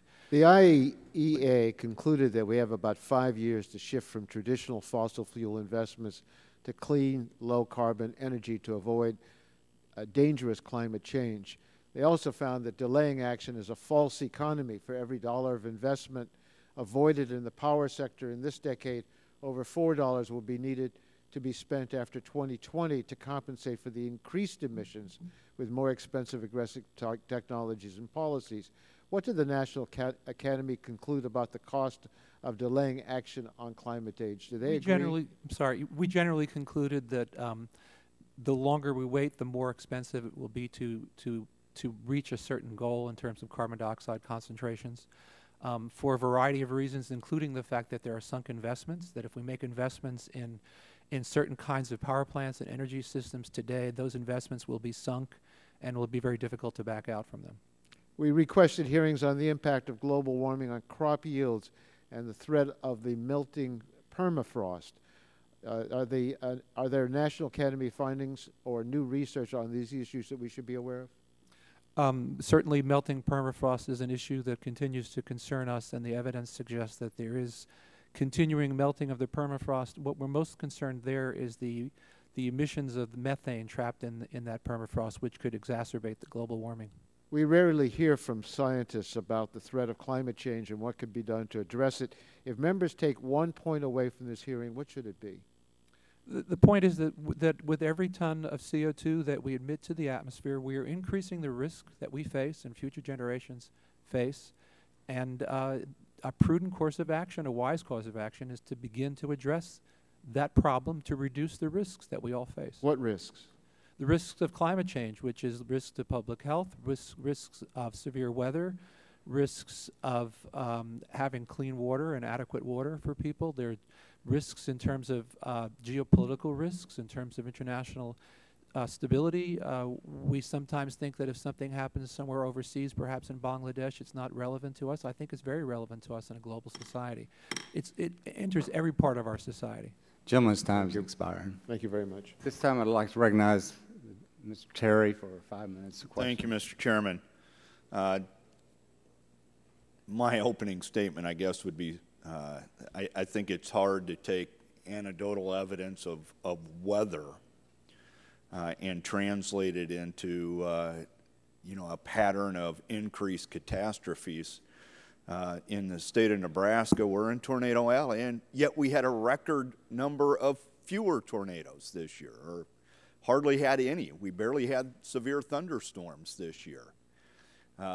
So if you're in Nebraska, to sit there and say there's an increase in tornadoes, we're not going to buy into that. Secondly, yeah, we have had a warmer spring than usual, and it's interesting. I think we have had a couple of highs that broke records on 2 days, and they broke records from the 1890s. So was there man-made caused heat wave in 1890? So I guess we can classify that kind of data as more of opinion to fit into philosophy. I'm more concerned about getting actual facts that we can rely on. But even though I represent Omaha, Nebraska, which is more cement than dirt, I come from an ag state. So I'd like to ask, is it Mr. Schaefer? I can't see from the gentleman from Virginia. Makes a better door than a window. Thank you, Mr. Griffith. But we have lots of row crops.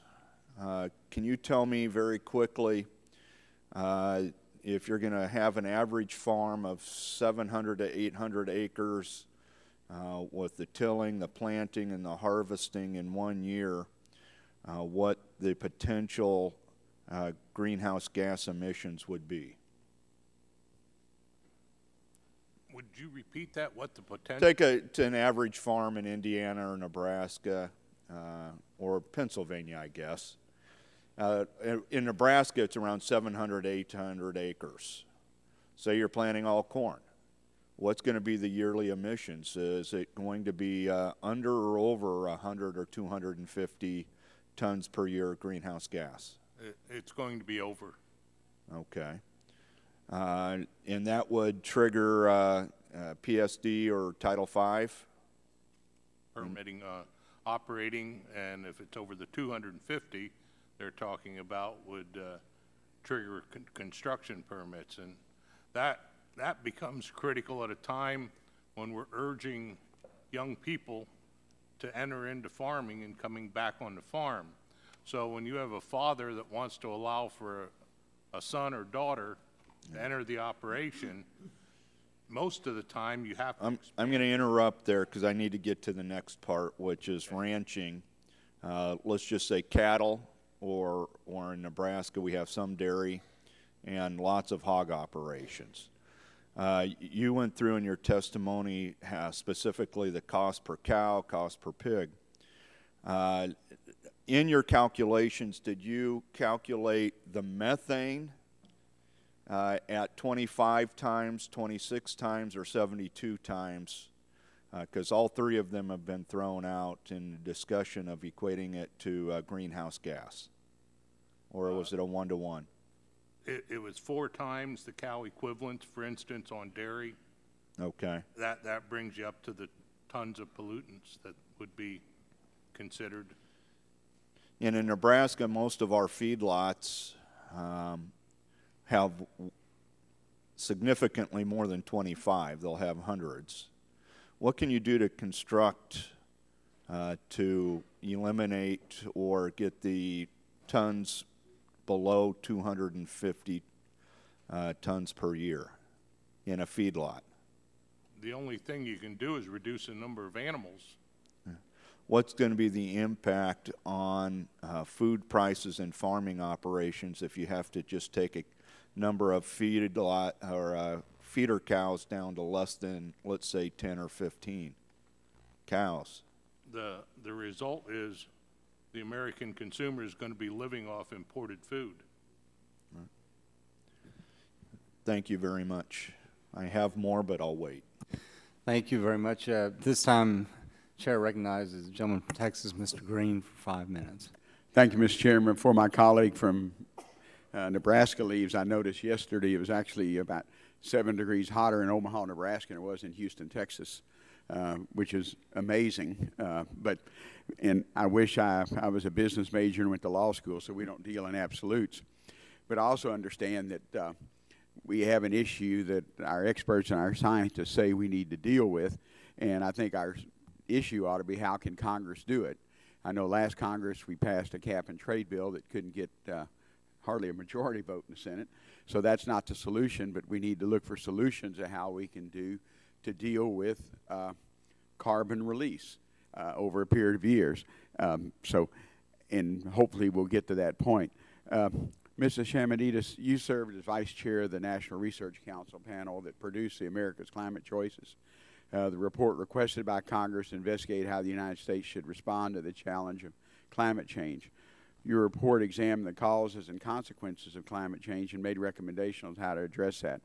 And I've always said we should be working on the solutions, like I said earlier, and I think Congress should be the lead on developing our policy instead of the EPA. Can you explain what role the National Research Council recommended for Congress in addressing climate change? Certainly, Congressman. In looking at the issues with regard to limiting emissions, it was our judgment that probably something that had a market-based approach would probably be most effective, most efficient economically. However, if a market-based approach was not in the offing, we felt that there were other mechanisms that would make sense, including perhaps using the Clean Air Act to begin to limit emissions. We also saw a significant role for Congress in trying to organize adaptation processes. I might point out that in thinking about responding to climate change, we're talking about a process that's going to probably take us many, many decades, and we're thinking about the first baby steps that we take, and I think that Congress can play a significant role, and our committee felt that Congress could play a role specifically in trying to figure out how to level the playing field in the marketplace so that the true impacts of carbon emissions would be reflected in its price. Okay.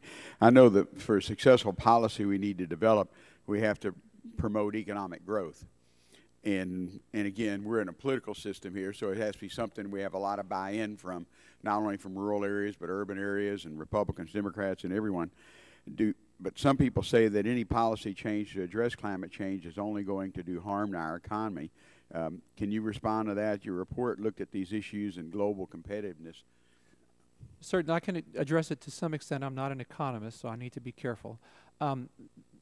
We felt, and I think a lot of economists feel, that there are great opportunities for American competitiveness in the green technology area, that these, in fact, will be the technologies of the 21st century, and that in developing a significant federal policy around climate, we could also at the same time increase our competitiveness on those technologies, for example. Well, and I share the concern, for example, from the Pennsylvania Farm Bureau that if the United States makes these decisions and price our production capability, whether it's refineries in my area or chemical plants or ag products, all we'll do is transfer that to other countries to provide that. And that's my concern, that we can do some things with the political will we have now maybe, but if we're really going to solve this problem, we have to have international buy-in, particularly from the emerging countries like China and India, who actually have economic growth as more important than air quality issues. But we also don't want to transfer all our capability for production, again, whether it's ag or whether it's manufacturing, to those countries, because then we won't have the economics. But I also know in your statement you said that possibly by the turn of the century, Texas could be looking at 120 days a year of temperature exceeding 100 degrees. We made a pretty good down payment on it last year, and it's almost like we're paranoid now, because if we go a week or 10 days without rain, we start worrying about whether we're going to have another drought like we did last year.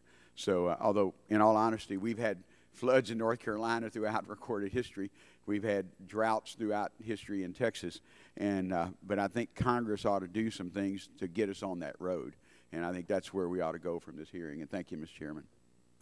Thank you. At this time, the chair recognizes the gentleman from West Virginia, Mr. McKinley, for 5 minutes questions. Thank you, Mr. Chairman. I guess let me get you, Mr. Wise, out of the way first. Your comments earlier were disturbing when you say there's no war on coal. You know better than that. You know, when the president comes out and says, I'm going to bankrupt any new coal-fired powerhouse, when Stephen Chu says the coal is his worst nightmare, when the vice president says that they're not going to support clean coal technology, there will not be clean coal. When the president slashes the funding for National Energy Technology Lab for its work in clean coal technology by 41%, I'm astounded that you can sit there and say there's no war on coal. When I have a list of 20-some companies, 20-some powerhouses in just my immediate area that have been shut down because of this war on coal, when the thousands of people that have lost their jobs that work there know fully well that it's because of the EPA's aggressiveness, I'm astounded. People in Miami Fort, Beckford, Bickway, Bayshore, Lakeshore, Avon Lake, Ashtabula, East Lake, Niles, Conesville, Muskingum River, Armstrong, Newcastle, Shawsville, Titus, Portland, Elmrama, Albright, Cameron, Reevesville, Willow Island, Kanawha, Phillipsport. I would just suggest, Mr. Wise, you go to those neighborhoods and you tell them this is not a war on coal when they're sitting there home without a job. Mr. Cox, if I could go to you a little bit on the thing. Please. Your comments have been interesting about health, air quality. I'm just curious, given that the World Health Organization's own statistics have indicated that indoor air quality is twice as hazardous, twice the people have died, excuse me, let me correct that, twice the number of people have died due to indoor air quality than outdoor air quality. Are you aware of that?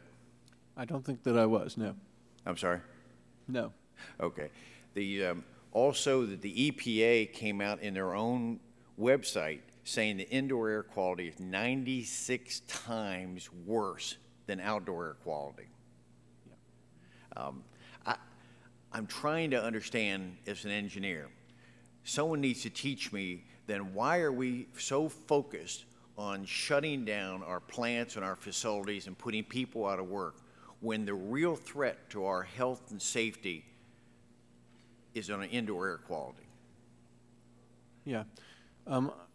I think that there is a natural human tendency, as Dr. Trimides illustrated with the Atlanta example, to say, well, sometimes things go up, sometimes they go down. If only we could control the decrease in mortalities, it would be great for constituents. It would be great for public health.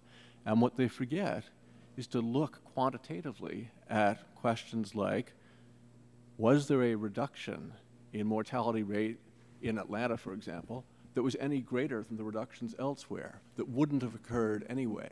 The comparison between indoor and outdoor air pollution is similarly a matter of numbers, not a matter of direction or of hope. So when I refer to wishful thinking and bad statistics as the basis for conclusions such as the false conclusion drawn from the Atlanta study, a conclusion that the Health Effects Institute has recently rejected, for example, I think that a lot of this turns on our intuitive feeling that qualitative direction matters and are forgetting to look at the numbers Do you and think, the quantities. if I could, Dr. Cox, do you think we should be spending more time perhaps looking at our indoor air quality?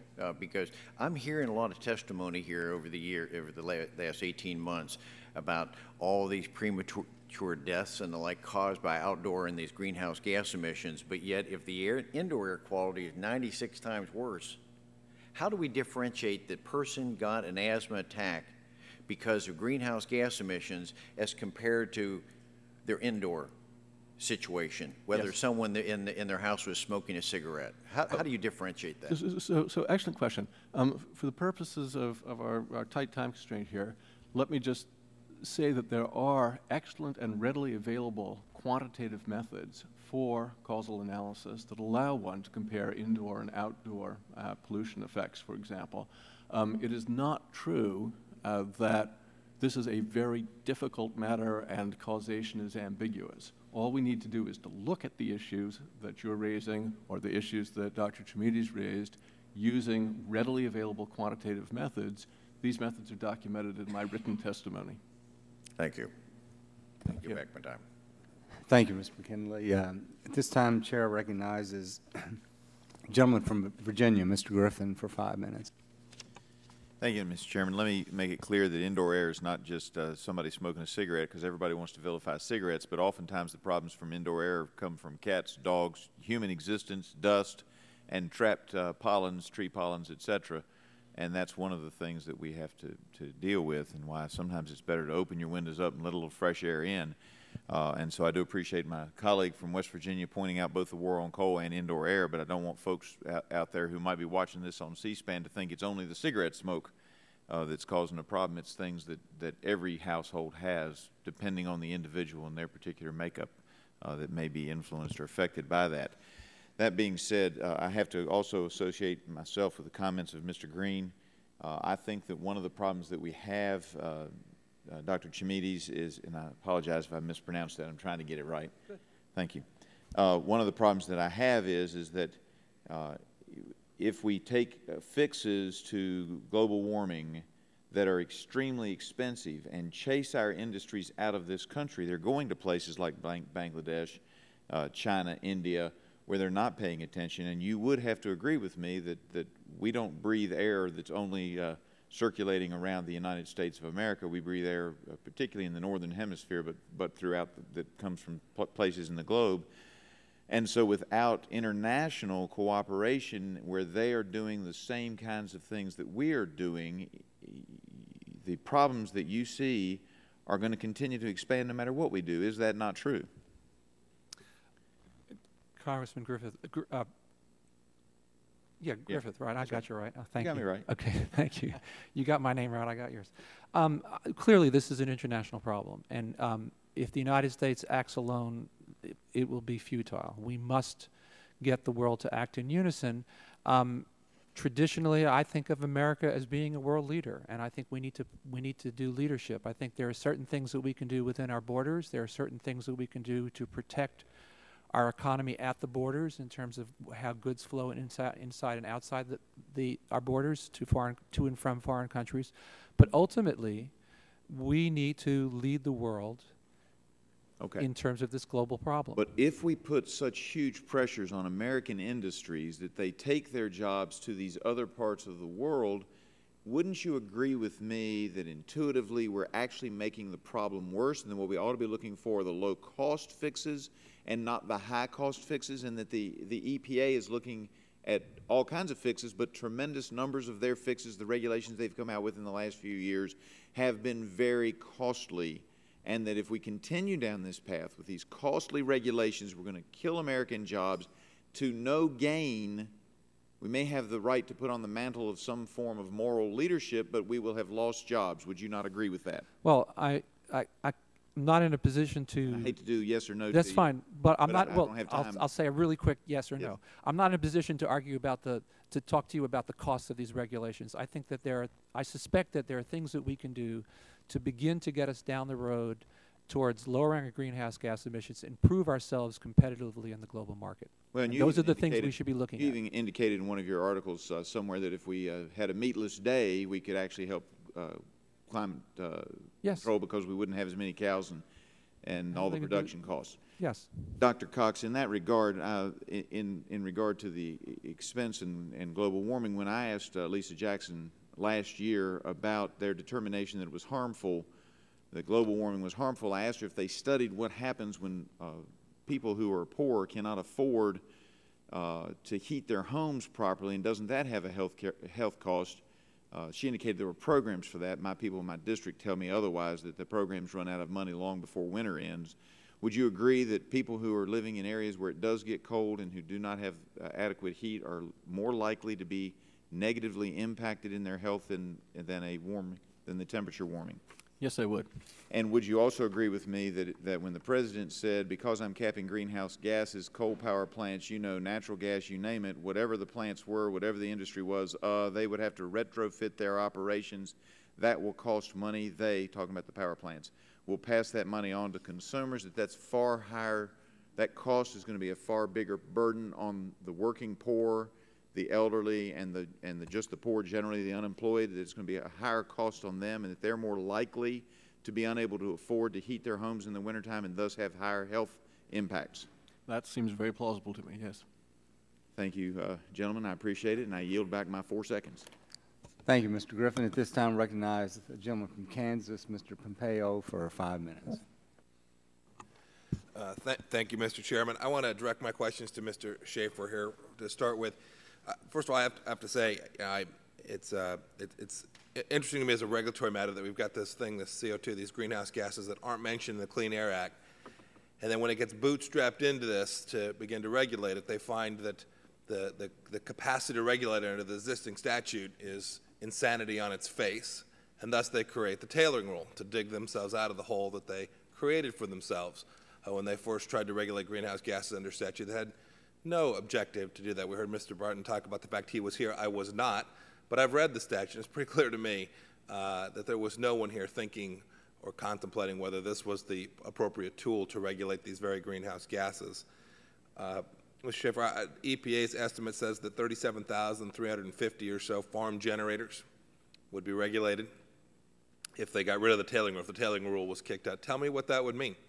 The day the court kicks the tailoring rule out, tell me what these farmers at these 37,350 generating facilities would be subject to and what their economic response would be. Well, at that point, we're looking about permitting costs nationwide about $860-some million. And, the way it's set up, the cost of the permit is based on animal numbers up to a maximum permit cost of $180-some thousand is a maximum it can be. So if you look at small farms in Pennsylvania, the cost per cow is about $180. If you look at some large farms, dairy farms in California where 40,000 head might be on a farm, there the cost per cow comes down because you've triggered the maximum, the cap. So now you've created an unfair competition, even within our own country, between farmers in one area and another, depending on the size. So they just cannot afford to come up with the permitting. And it's not only the cost of the permit, but you have to maintain it, and you have to wait for somebody to give you permission to operate. You have to wait for somebody to give you permission to construct things. So, how many years do you think it would take before EPA could get all these permits granted without coming back to us asking for a whole lot more bureaucrats sitting in that big old building across the street? The worst part is the permit's only good for 5 years, so you have to start the whole process over again in 5 years. Every 5 years, you have to go through this process. I can't see how they'll ever get through it and do it. The sad part of it is there is no environmental benefit to getting the permit. That's the really sad part of it. Mr. Mackey, tell me what you think. The tailoring rule goes away. Tell me how many bakers go away. Well, I think there was some comment earlier about being able to offshore, and in the baking industry with a 4-day shelf life, that really isn't an option. Not that our folks would take it if they could, but you know, you're looking at about a $500,000 per bakery line investment to go to the new tailoring rule threshold.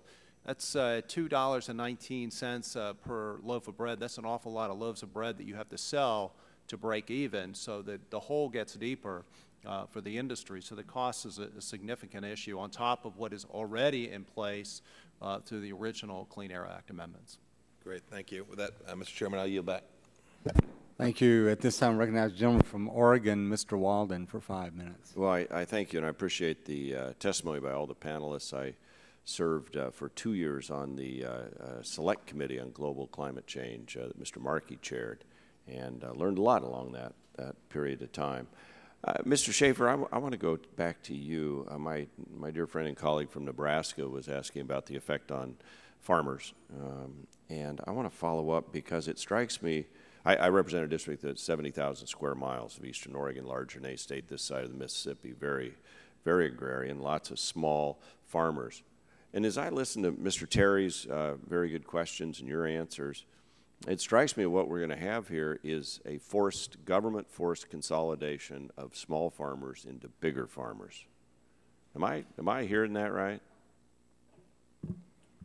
I believe that'll put a tremendous amount of pressure on the smaller operations. As I said before, the price per cow, when it's based on animal numbers and stuff, that only the larger farmers would be in a better position to handle this kind of regulation, definitely more than the smaller numbers.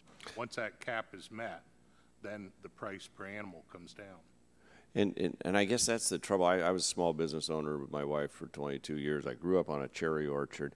And I'm telling you, as I get around my part of Oregon, at least, we care a lot about the environment. We want to do the right thing, but we also need an economy that works. I was looking at the new unemployment numbers in my district, and they're 11, 10, 12, 13. I mean, and I meet with these wheat growers and cattlemen and cattlewomen and others, and they're struggling just now to comply with all the rules and regulations of the federal government. Now, some of my dear friends on the other side of the aisle, I've heard them proclaim that the new regulations being proposed by EPA are actually an economic growth model for the country, that this will create jobs. And having been a small business, I'm trying to figure out how that works. You got to pay somebody to process the permit and do all that, but that never seemed to me to be a very good way to create economy. What are these permit costs going to be, do you think? The permit cost would have a devastating effect on the economic viability of these small farms. And what a lot of people don't realize too, just by nature, farmers invest back into their local communities. Right. That's where most of their money is spent. And so the rippling effect you'd have with feed dealers and with machinery dealers, things like that, it would just ripple down and have a great effect on the economy. And don't you eventually end up into just big, giant, multinational farms, in effect, to be able to comply with all this? I mean, I don't know how an individual cattle rancher is going to handle all this. And on top of, this isn't the only thing they're being asked to deal with, by the way. It just is phenomenal to me, the kinds of costs and permits. I was meeting with a farm co-op manager who's building a new building, and he was telling me, my hometown, little town of 6,800 people. And Pat was telling me, he said, you know, I'm doing my own stormwater runoff as part of this building. I'm going to contain it right here, manage it right here. And the city's really upset about that, because if they could get him into the city sewer system, they could get a $30,000 permit fee. And they're just not happy that he's figured out a way to do this within the code on his own property. I mean, that's what he's telling me. And he has detailed one thing after another with these government permits and fees. And on a $3 million building, he's got $150,000 right up front just in permit fees. I mean, I don't think some of these people understand what's happening out there on the ground, why this economy is so stalled, why small employers are going, I don't know that I want to grow my business or could afford to, and what's the next set of rules and regulations coming down, whether it's the you know, sort of takeover of healthcare and what that may portend in terms of requirements. And Mr. Sweeney, I want to go to you because I understand you do agriculture and do farm and overseas as well, right? Not agriculture, sir. We're industrial. We're a manufacturer of carbon. I'm sorry. That's right, because Mr. Schaefer, not Mr. Sweeney. Let me ask you this in terms of the manufacturing. When you compete internationally, do you go up against companies that aren't being asked to operate in countries or operate in countries that don't have these kinds of proposed requirements? While we have the overwhelming majority of the 2.4 million tons of capacity that we have, 7 plants are here. We have 1 in India and 1 in China. So we actually look at those economics internally in the company and the difference in regulations. What's the difference? It's a phenomenal difference. Which way? A lot easier in China and India? Yes, yes. I'll be careful in the way of saying easier in the sense there's certainly less regulation. There's much more permitting, but my experience has been that the cost of that permitting and overall the limitations that it puts on the business as far as additional cost burden on the business is much less in those countries. It may be the same bureaucracy in the permitting process. Yeah, and I'm not saying we should go emulate India and China in their environmental policy at all, but somewhere in here we are competing internationally. We have to be cognizant of that. I'm sorry I've overrun my time, Mr. Chairman. Thank you for your... Thank you, Mr. Walden. At this time, I recognize the gentleman from Texas, Mr. Olson. Well, wait a minute. Mr. Sarbanes. I recognize the gentleman from Maryland, Mr. Sarbanes, for 5 minutes. I appreciate it, Mr. Chairman. I'm a little winded. I've been running from my office. That's what you do in this business. Anyway, I wanted to ask you, Dr. Chimides, you spoke to 2 responses to climate change. One is mitigation. One is adaptation. And both have to be undertaken, obviously, if we're going to make progress on this problem.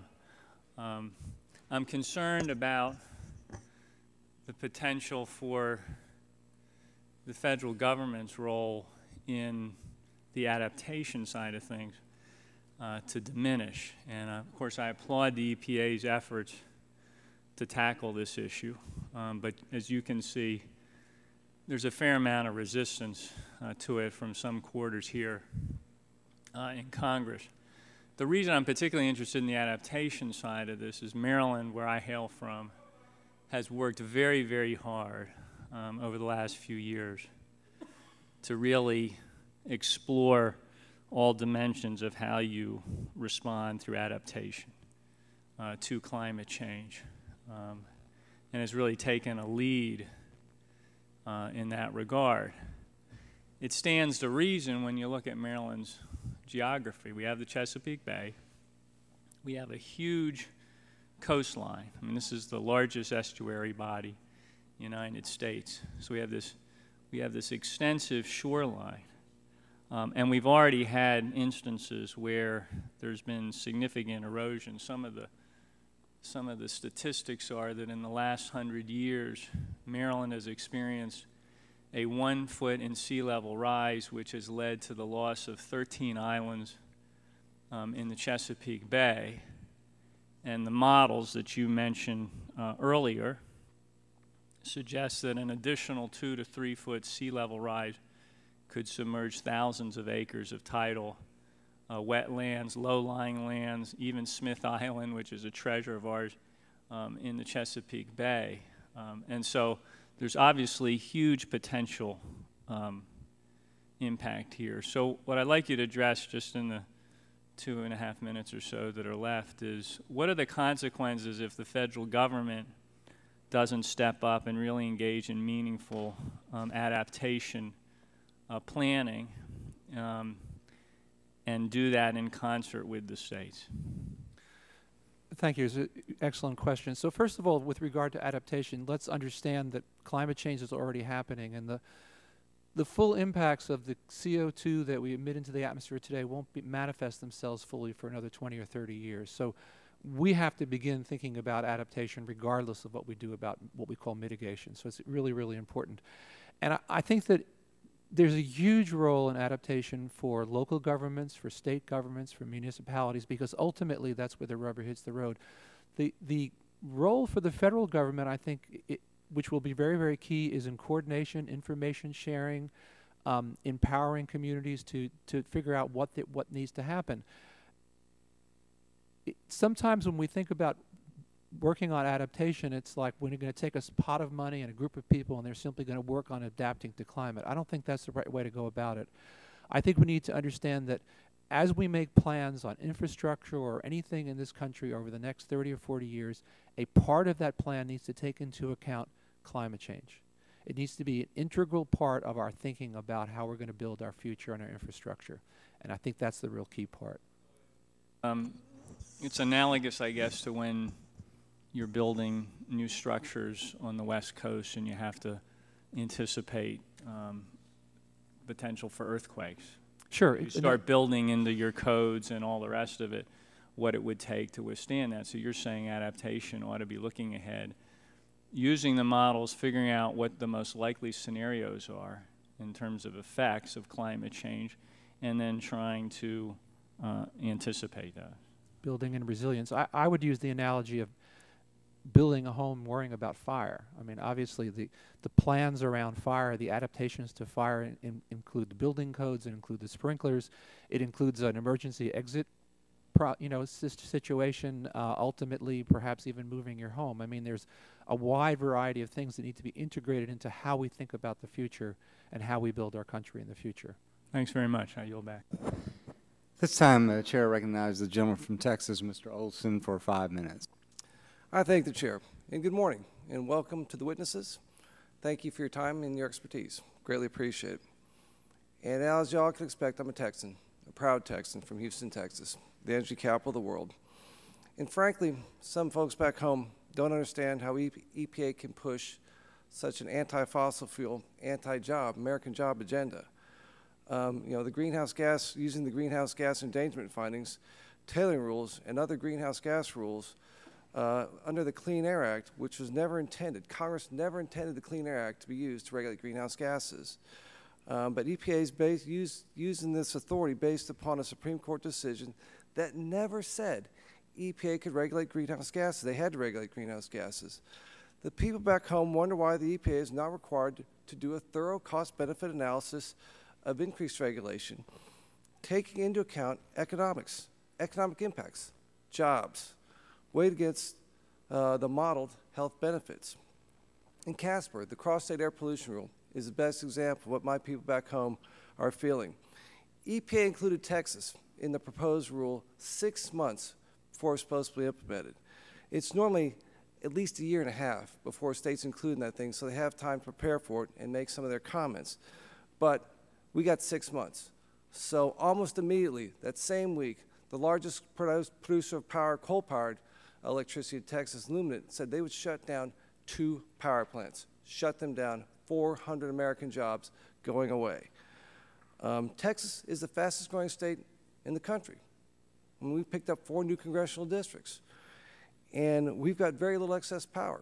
In fact, our ERCOT, the power regulator, said we need to have 4 to 5 more power plants built before the next 2 to 3 years to sustain electrical reliability with the growing population.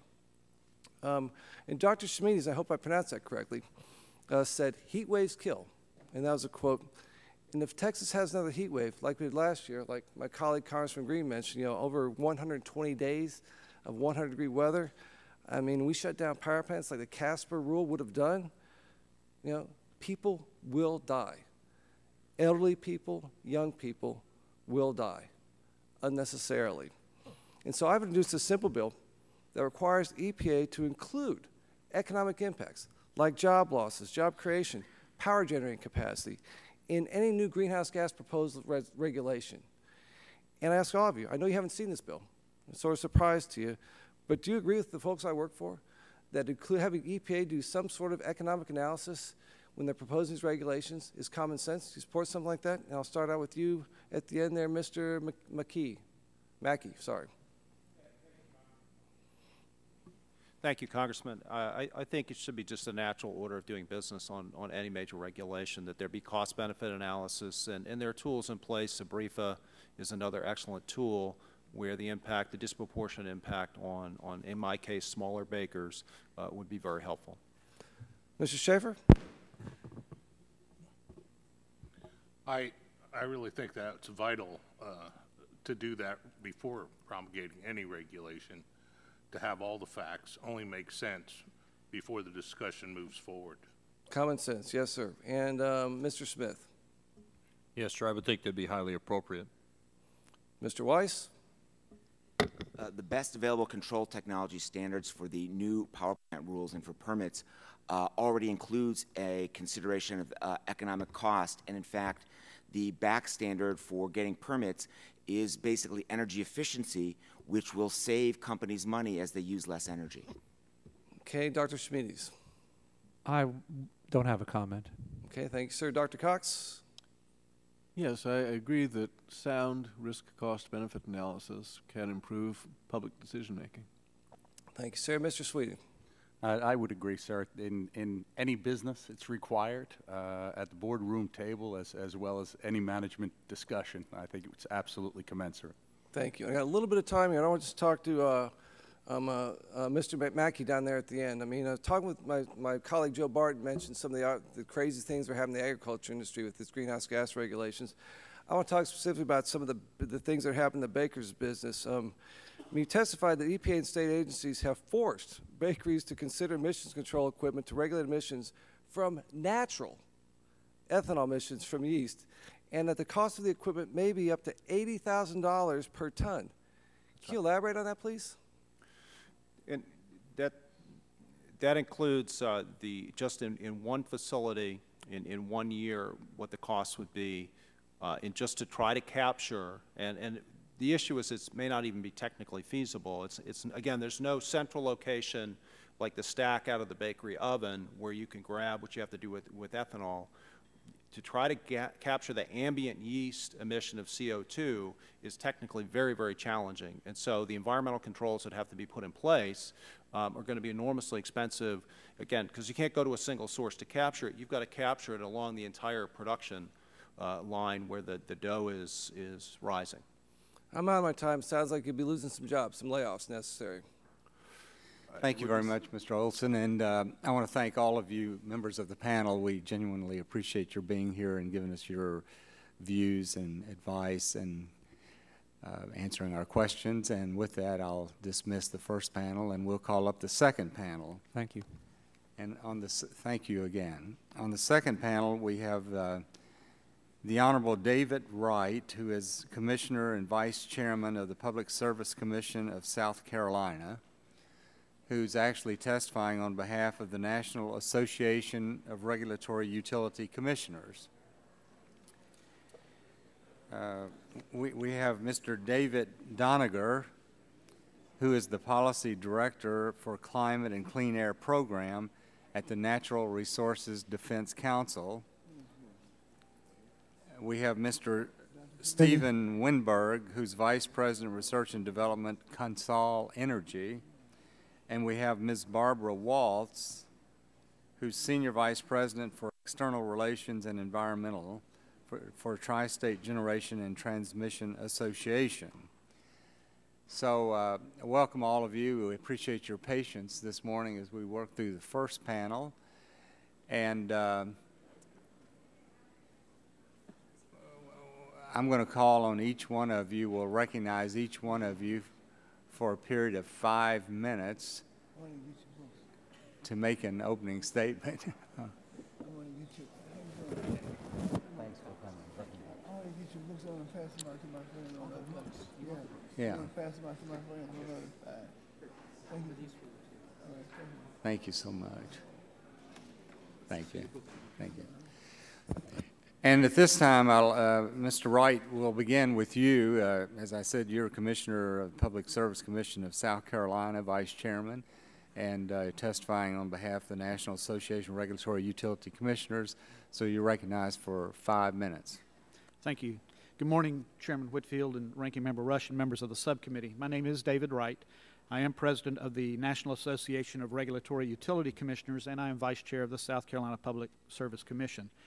NARUC understands the significant impact that EPA's proposed standards of performance for greenhouse gas emissions will have on the power sector and their consumers.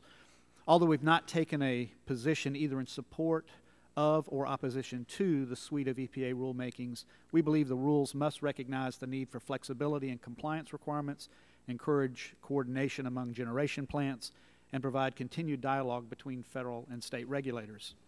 The EPA greenhouse gas proposal raises concerns regarding resource diversity, consumer costs, and the uncertainty for existing resources. On resource diversity, NARUC has encouraged EPA to recognize the needs of states and regions to deploy diverse resources based on their own characteristics. While EPA says it does not preclude new coal-fired capacity, its emission standards are based on natural gas combined cycle plants rather than maintaining a separate standard for coal units. NARUC members are concerned that this will result in an over-reliance on natural gas. We are fuel neutral, but we know how important resource diversity is to the power sector. Yes, thankfully the current price of gas is low, but no one can predict the future, especially when that future is reliant on a historically volatile commodity. A few years ago, if you remember, natural gas prices exceeded $14 per MMBTUs. Just recently, prices sunk to around $2. Now, speaking for myself, David Wright, I'm very concerned about the impact the whole suite of EPA regulations proposed, adopted, and under consideration will likely have on utility companies and their consumers. As a regulator, I am accountable to the ratepayers. When bills go up, I get calls from irate consumers. While I'm not here to criticize specific provisions within any of the rules, I am afraid we are setting our utility customers up for a perfect storm. My written testimony highlights a few studies from EPA and others that attempt to quantify the cost impacts of these rules. EPA's own assessment of the Mercury and Air Toxic Standards Rule estimates cost of $9.6 billion annually for compliance. Obviously, when you add the greenhouse gas and other rules, the cost will only increase. In fact, studies by the National Economic Research Associates put the cost of complying with 4 EPA rules, MATS, the Crossair State Pollution Rule, and rules covering coal combustion and cooling water intake at approximately $21 billion per year from 2012 to 2020.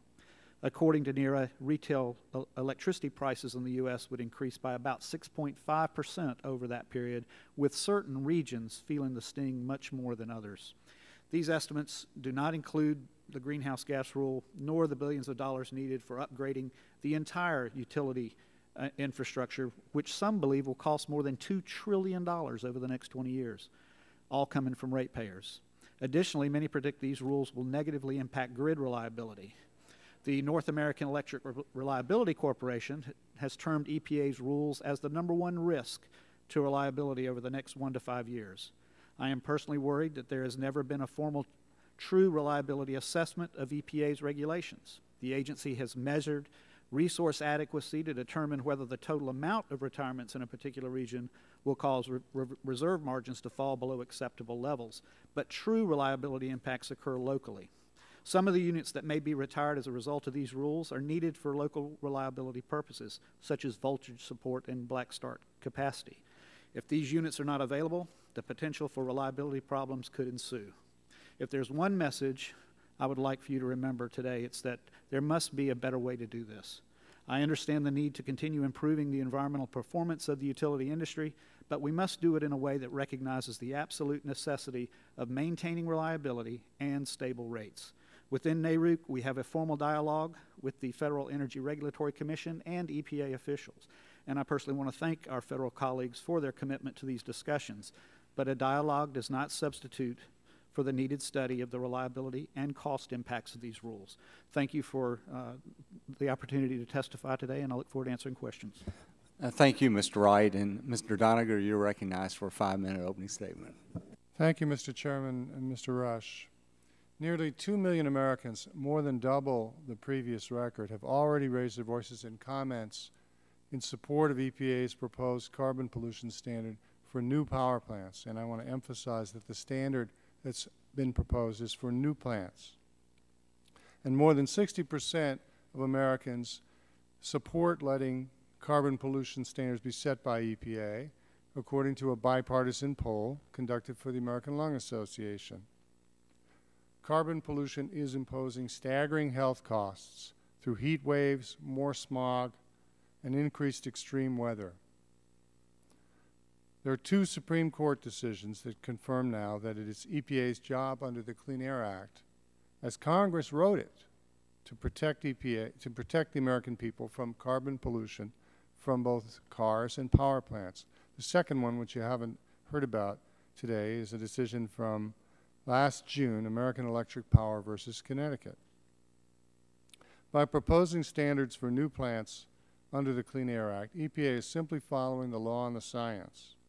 Power plants are the largest U.S. source of greenhouse gases, 2.3 billion metric tons per year of carbon dioxide, 40% of the U.S. total. NRDC supports EPA's decision to establish a single category for all new plants that perform the same basic function of base load and intermediate load power generation, however they are fueled. Owners and operators of plants they haven't built yet have the flexibility to choose among these technologies when building the plants needed to serve this function. The proposed new standard recognizes that the market has already turned away from building new conventional coal plants due to low-cost natural gas, strong growth in wind and solar, big opportunities to reduce electricity needs through energy efficiency, and even the potential for nuclear power. So analysts from government, from the power industry, from the financial world, from American Electric Power, from Duke Power, they all forecast that we'll be meeting our electricity needs over the next 2 decades without the need to construct new coal-fired plants. Thus, despite all the rhetoric and scapegoating, this standard will impose no additional costs on the electric industry, no additional costs on ratepayers, and have no adverse impact on jobs. Now, NRDC agrees that carbon capture and storage equipped plants are technically feasible today and can meet the proposed standard. We support provisions that EPA has included to facilitate construction of those plants. We have long supported well-designed legislative measures to accelerate deployment of CCS, including tens of billions of dollars of support that would have been provided to power companies for adopting CCS under the climate and energy legislation passed by the House in the last Congress. Now, EPA needs to move forward to start the joint federal and state process of cutting the 2.3 billion tons of carbon pollution from the existing power plant fleet under Section 111D. It's just plain false to claim that existing coal plants will be required to meet the new plant standard. The criteria and procedures for new and existing plants are different. They require EPA to consider costs, achievability, affordability, and NRDC believes that significant cost-effective carbon pollution reductions can and should be made within the existing legal framework. Thank you. Thank you. This time I recognize Mr. Winberg for a 5-minute opening statement. Thank you, Mr. Chairman. My name is Steve Winberg. I'm the Vice President for Consol Energy Research and Development. Consol Energy is a multi-energy producer of both coal and natural gas. I'm also the Chairman of the FutureGen Industrial Alliance, a 501c3 formed to build the world's first commercial-scale coal-fired near-zero emission electric generation plant. I will update you on that in a moment.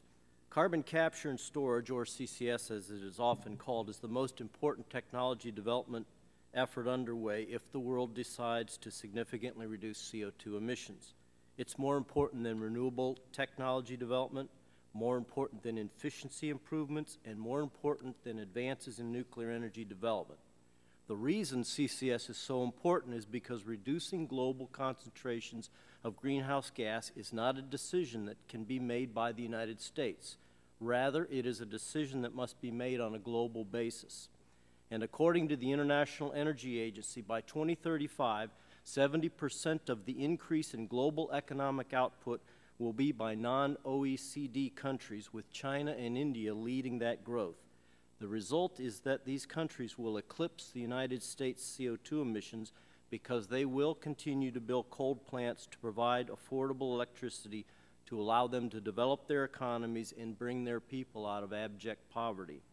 With all of this coal generation being built around the world, if we are ever to come close to meeting any of the greenhouse gas reduction targets, CCS is the most important tool we can develop. Another point worth noting is that these greenhouse gas reduction targets would require CCS on natural gas plants also. We cannot reach these targets by just controlling coal. Unfortunately, CCS is not yet commercially available. We are 10 to 15 years away from when CCS suppliers will be able to provide guarantees, and that assumes that we have significant funding available to commercialize CCS, something that we currently do not have. EPA's recently proposed greenhouse gas rule would require new coal-fueled power stations to meet a 30-year average CO2 emission of 1,000 pounds per megawatt hour with a maximum CO2 emission rate of 600 pounds per megawatt hour by year 11 of its operation. So in practical terms, this means that a power producer would have to begin installing CCS in year 5 to be ready by year 11. Power producers will not make a multi-billion-dollar bet that in 5 years, CCS technology providers will offer commercial guarantees. So in effect, what EPA's rule does is eliminate any new coal for years to come because EPA is requiring new coal-fueled power plants to meet a natural gas equivalent CO2 standard before CCS is commercially available. Without guarantees from CCS suppliers, power producers cannot get financing. Without financing, power producers cannot and will not build. We can commercialize CCS, and there are 3 very specific advancements that are needed. First, we need to invest in breakthrough technologies to reduce the cost of CCS. Second, we need to develop a national regulatory framework for storing CO2. A state-by-state patchwork of CO2 storage regulations is simply not workable. Third, we need to build several commercial-scale plants integrated with CCS to understand the cost and operability and to demonstrate that we can safely store CO2 over the long term. I mentioned earlier that I am the chair of the FutureGen Industrial Alliance. The FutureGen project is one of these much-needed commercial-scale demo projects. The Alliance is a group of coal suppliers, power producers, and equipment suppliers from around the globe, and we're working with DOE and Illinois to retrofit a 166-megawatt coal-fired power plant.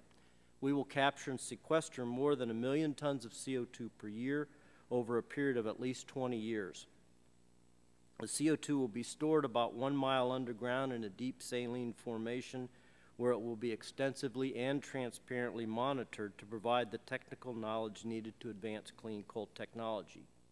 It is imperative that projects like FutureGen get built so that we can commercialize CCS. So in summary, EPA's proposed greenhouse gas regulation will prevent new coal plants from being built in the United States, while it will have virtually no impact on reducing global concentrations of greenhouse gases.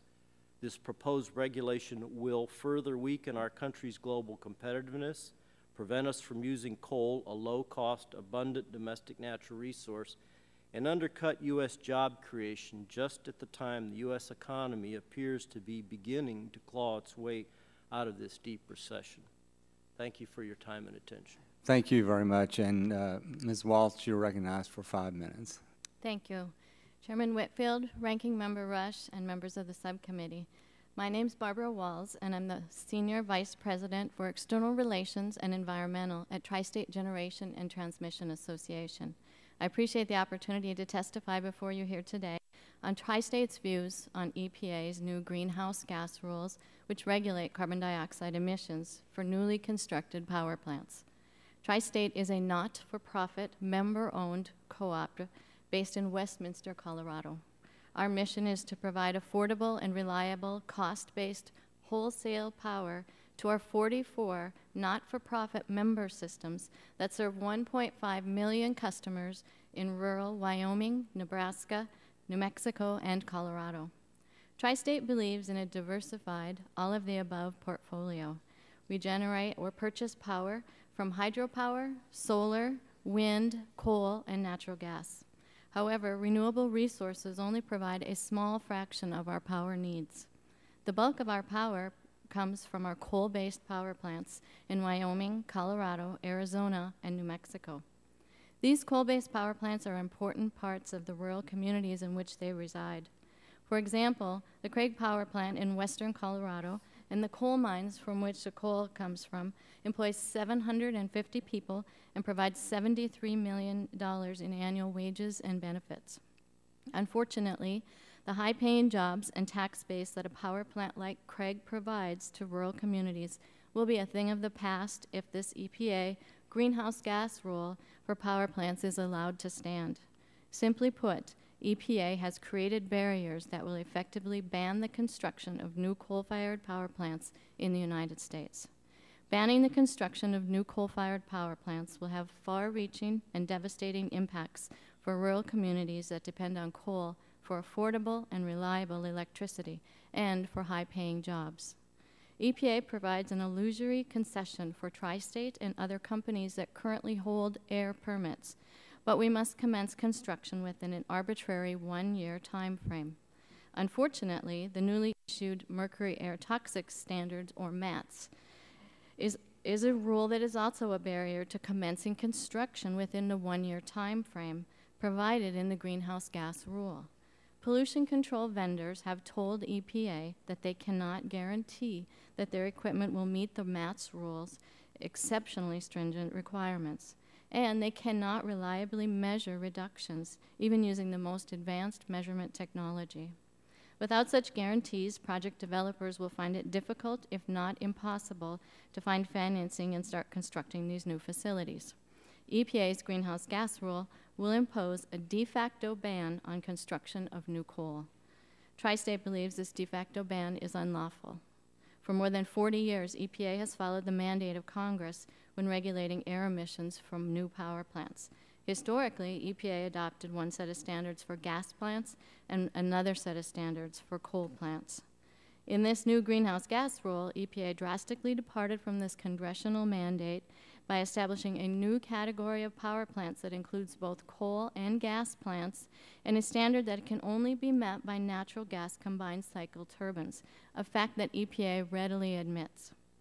New coal units that do not commence construction within the 12-month time frame would have to be abandoned or install carbon capture and storage systems, a technology that we've heard today has not been demonstrated and is not commercially available.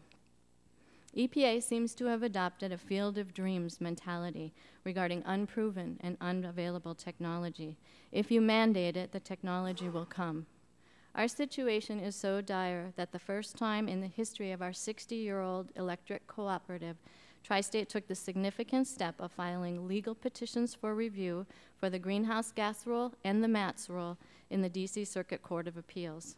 Tri-State supports regulatory requirements to protect public health and the environment, but standards must be achievable and compliance with them must be measurable. We urge the committee to exercise continued oversight over the EPA regulatory process because EPA has gone beyond the authority granted by Congress under the Clean Air Act by promulgating standards that are not based on achievable technology. Additional oversight is also necessary so that we may continue to offer affordable and reliable electricity to our member systems and their member owners. Thank you for your time, and I'd be happy to take any questions. Well, thank you, Ms. Waltz, and thank all of you for your testimony. I'll recognize myself 4 or 5 minutes of questions.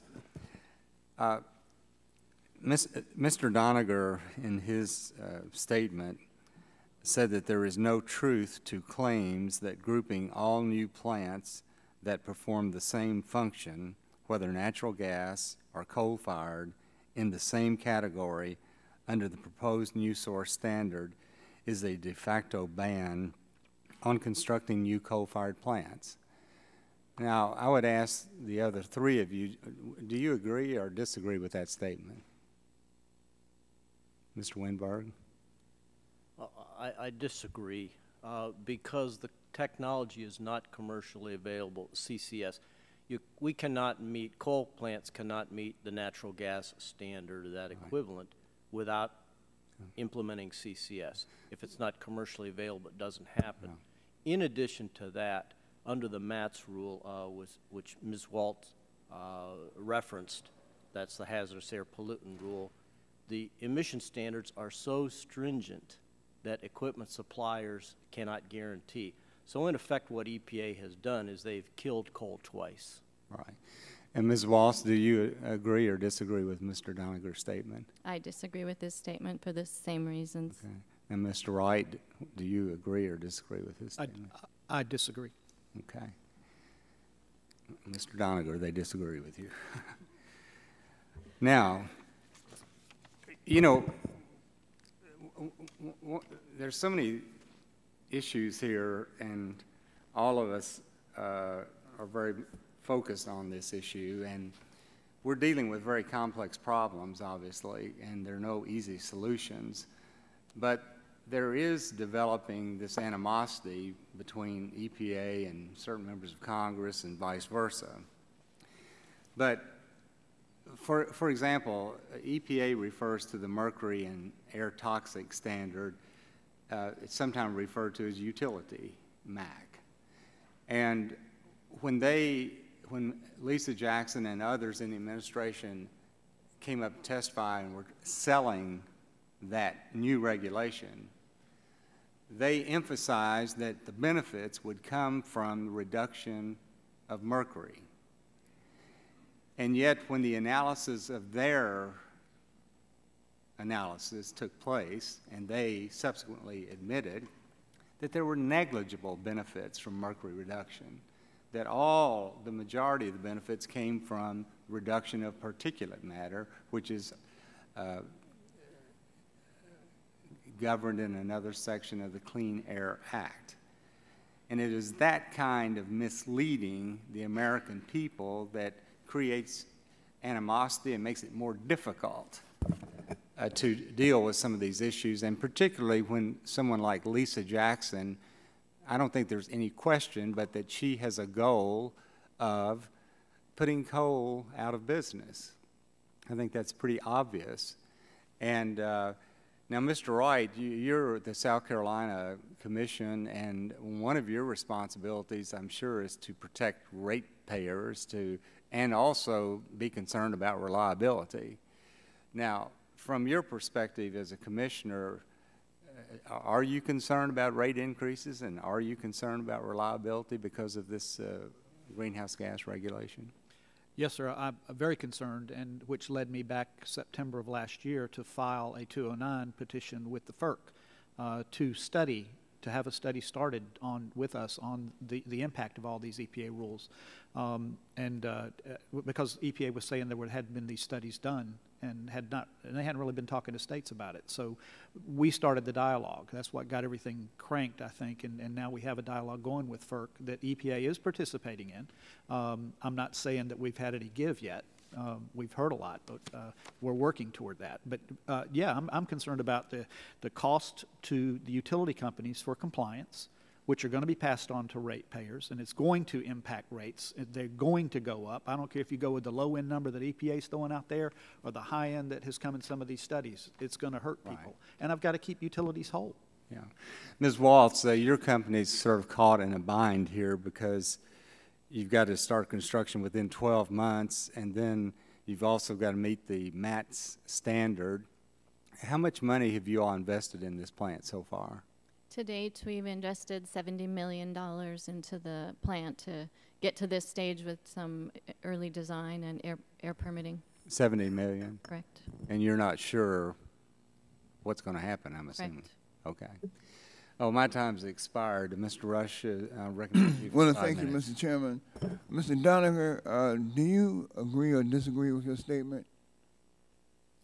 The statement we were discussing? Yes. Yeah, well, I made the statement that there's no de facto ban, and I disagree with my colleagues who disagreed with me. Yeah. And the reason point. there is no such ban is that the market realities have already driven the decisions on new power plants away from building new conventional coal plants. And I'd like to quote Brookings economist Peter Wilcoxon, who said in April, and this is a quote, "To put it simply, the life cycle costs of coal-fired power are considerably higher than gas-fired power. This is not a theoretical matter. Over the past decade, the electric power sector has responded by adding more than about 200 gigawatts of gas-fired capacity and about 2 gigawatts of coal. And aside from a few plants that were planned some time ago, and such as the Trigen plant, are in this transitional category that EPA has gone out of its way to accommodate, there are no new coal plants coming. And it's market realities that are the reason for that. So to scapegoat these regulations is just that, a scapegoat. Is the Obama administration, in your opinion, has it engaged in a war on coal? No. The Obama administration is carrying out the Clean Air Act, which this Congress passed, with a mission to protect our health and our environment, including our climate, from the adverse effects of pollution, from power generation, and from other industries. The goal is to clean up the pollution, and it is a neutral goal.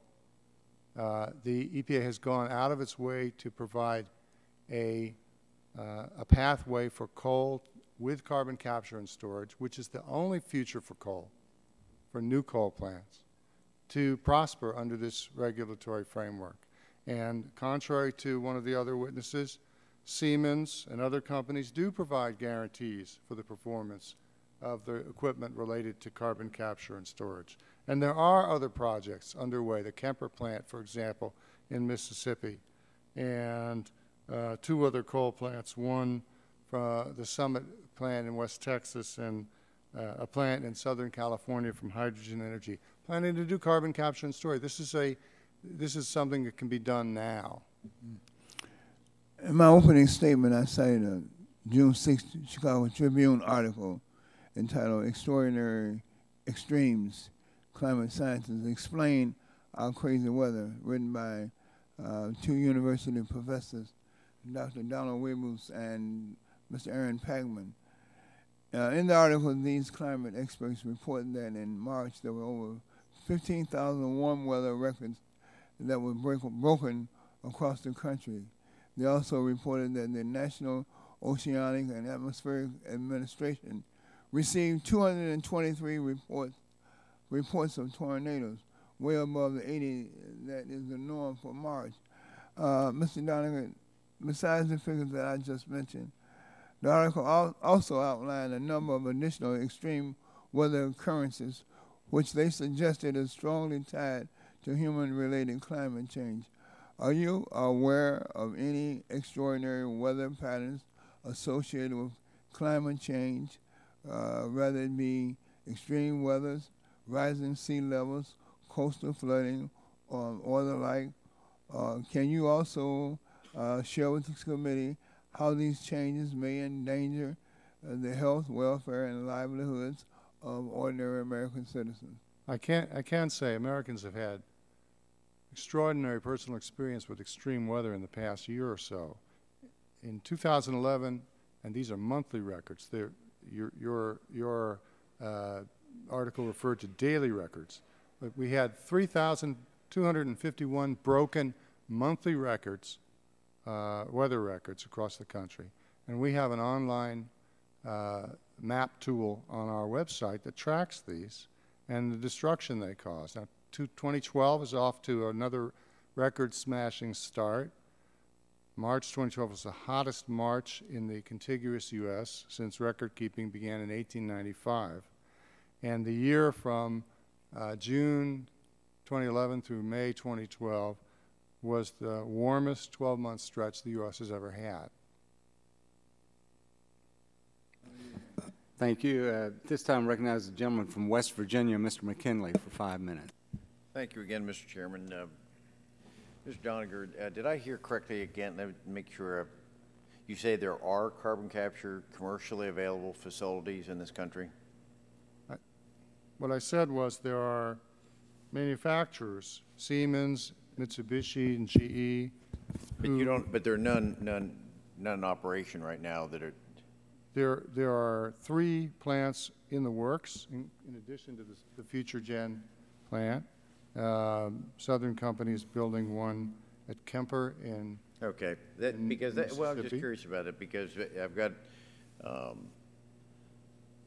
We have to do it now under this rule. It has to be in place. No, I have to do it 10 years from now. Well, but you have to start in the process. What I'm saying to do it now. The EPA said in November 2010 that carbon capture and storage should be evaluated, but in most cases will not be technologically feasible or affordable. That's for plant decisions having said where that, it would have and to operate I now. just chuckled if I could retain my time because I just had to chuckle. There seems to be this new something in the water that says we're not having a war on coal. I find that startling and disturbing that people can make that kind of testimony and try to get away with it. Are you suggesting that because even Lisa Jackson went on to say when she testified here about maybe a month ago about the carbon capture that she was going to get back to me with the names of the facilities where they're located. And that hasn't occurred yet. So I'd be real curious to see where we go with that. Mr. Winberg, if I could with you in a relatively short time, you perhaps heard some of the testimony from the previous panel. And they said that again, this outrageous claim that there is no war on coal. And they're trying to use the argument that employment's up in the coal fields. And I just want to say right here in the paper, in West Virginia, we lost 1,400 jobs last month in the coal industry. So when you couple that with the realization that we're down from 1.4, 1.2 billion tons now to a billion, just under a billion tons. We're already using less coal in America, but we're exporting. Exporting coal is up 20-some% from approximately 50 million tons to over 100 million tons in just 6 years. Isn't that where a lot of the jobs are being created now, or holding on to, as we're exporting it because we can't burn it here? There is an attitude coming from the EPA that is pushing back against the use of coal-fired facilities and threatening them with new regulations. What would you suggest? I would suggest that there's more an attitude. There's a deliberate effort to reduce the amount of coal burned in the United States. Various estimates are somewhere between, on the low side, 40 gigawatts out of 300 gigawatts of coal, up to maybe 90 or 100 gigawatts of coal. That would be about a third of the coal fleet. That could be several 100 million tons of coal lost here in the United States. So I think there's a very deliberate effort by EPA to reduce the amount of coal burned in the United States. And are the opponents deliberately distorting numbers? Do you think that's what's going on here to keep up this message? Because they know there is a war on coal. They know that the employment is going to be affected by it. If they're not aware, just in one state, 1,400 jobs just lost last month because of the lack of use of coal in America, and we're exporting. But yet they're also saying that you go to the West Coast when they're actually trying to stop the exportation of coal at these ports. And yet they try to say it with a straight face. We don't have a problem with coal. Come on. How do you deal with this? I don't understand as a Congress, how are we supposed to not laugh when we hear this kind of testimony? Well, I think the way we don't laugh is because it's simply not funny. It's jobs that are being lost here in the United States, sir. Thank you. You go back my time. Thank you. At this time, recognize the gentleman from Virginia, Mr. Griffith, for 5 minutes. Thank you, Mr. Chairman. Ms. Waltz, I heard Mr. Doniger say that the EPA had gone out of its way to accommodate you all. Your comments on that statement, please.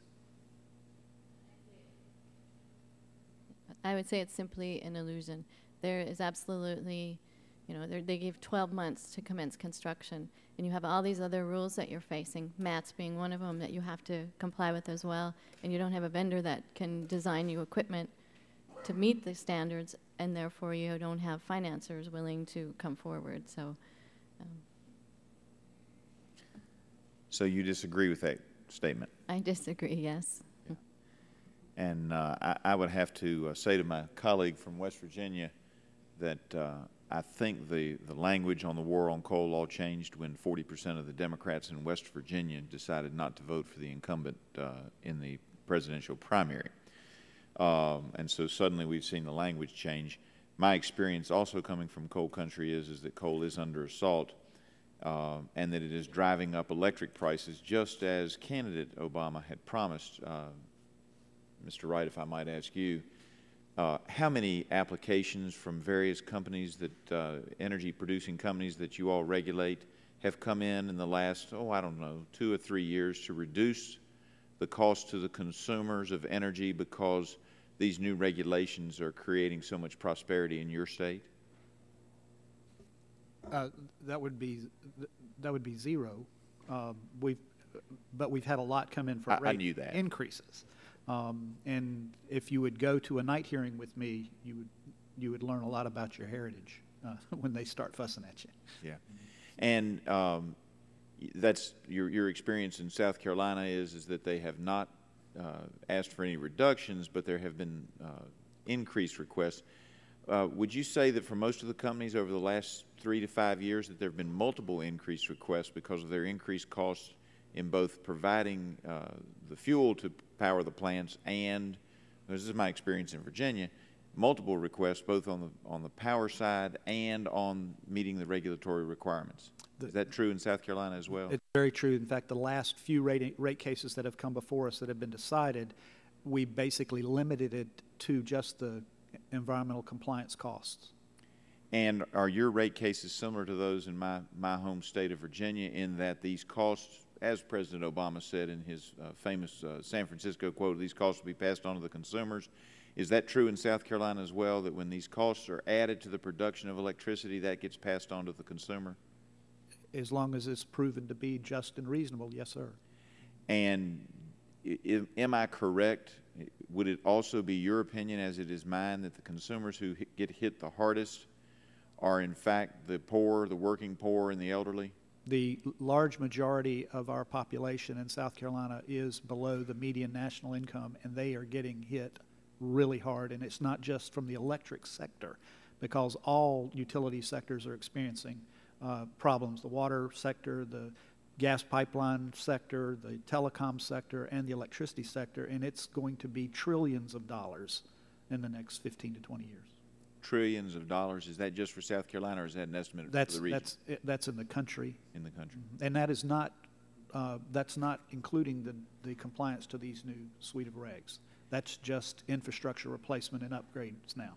And that's trillions of dollars that will be passed on to the consumers, which will disproportionately hurt the working class, the poor, the middle class, and the elderly. Isn't that true? It is, and in the regions that are coal reliant, the increase is going to be much more than any 6.5%.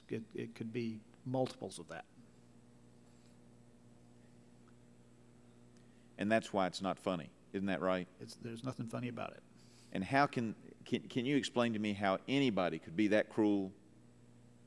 I don't really know why it's happening. All I know is that we're trying to slow the train wreck down somehow. We're not saying don't do it, but we need to find a way to do it right. And if we had reasonable time to comply and find new technologies to make sure that in fact, not just theoretically, but in fact that technology was available, everybody wants to move in that direction.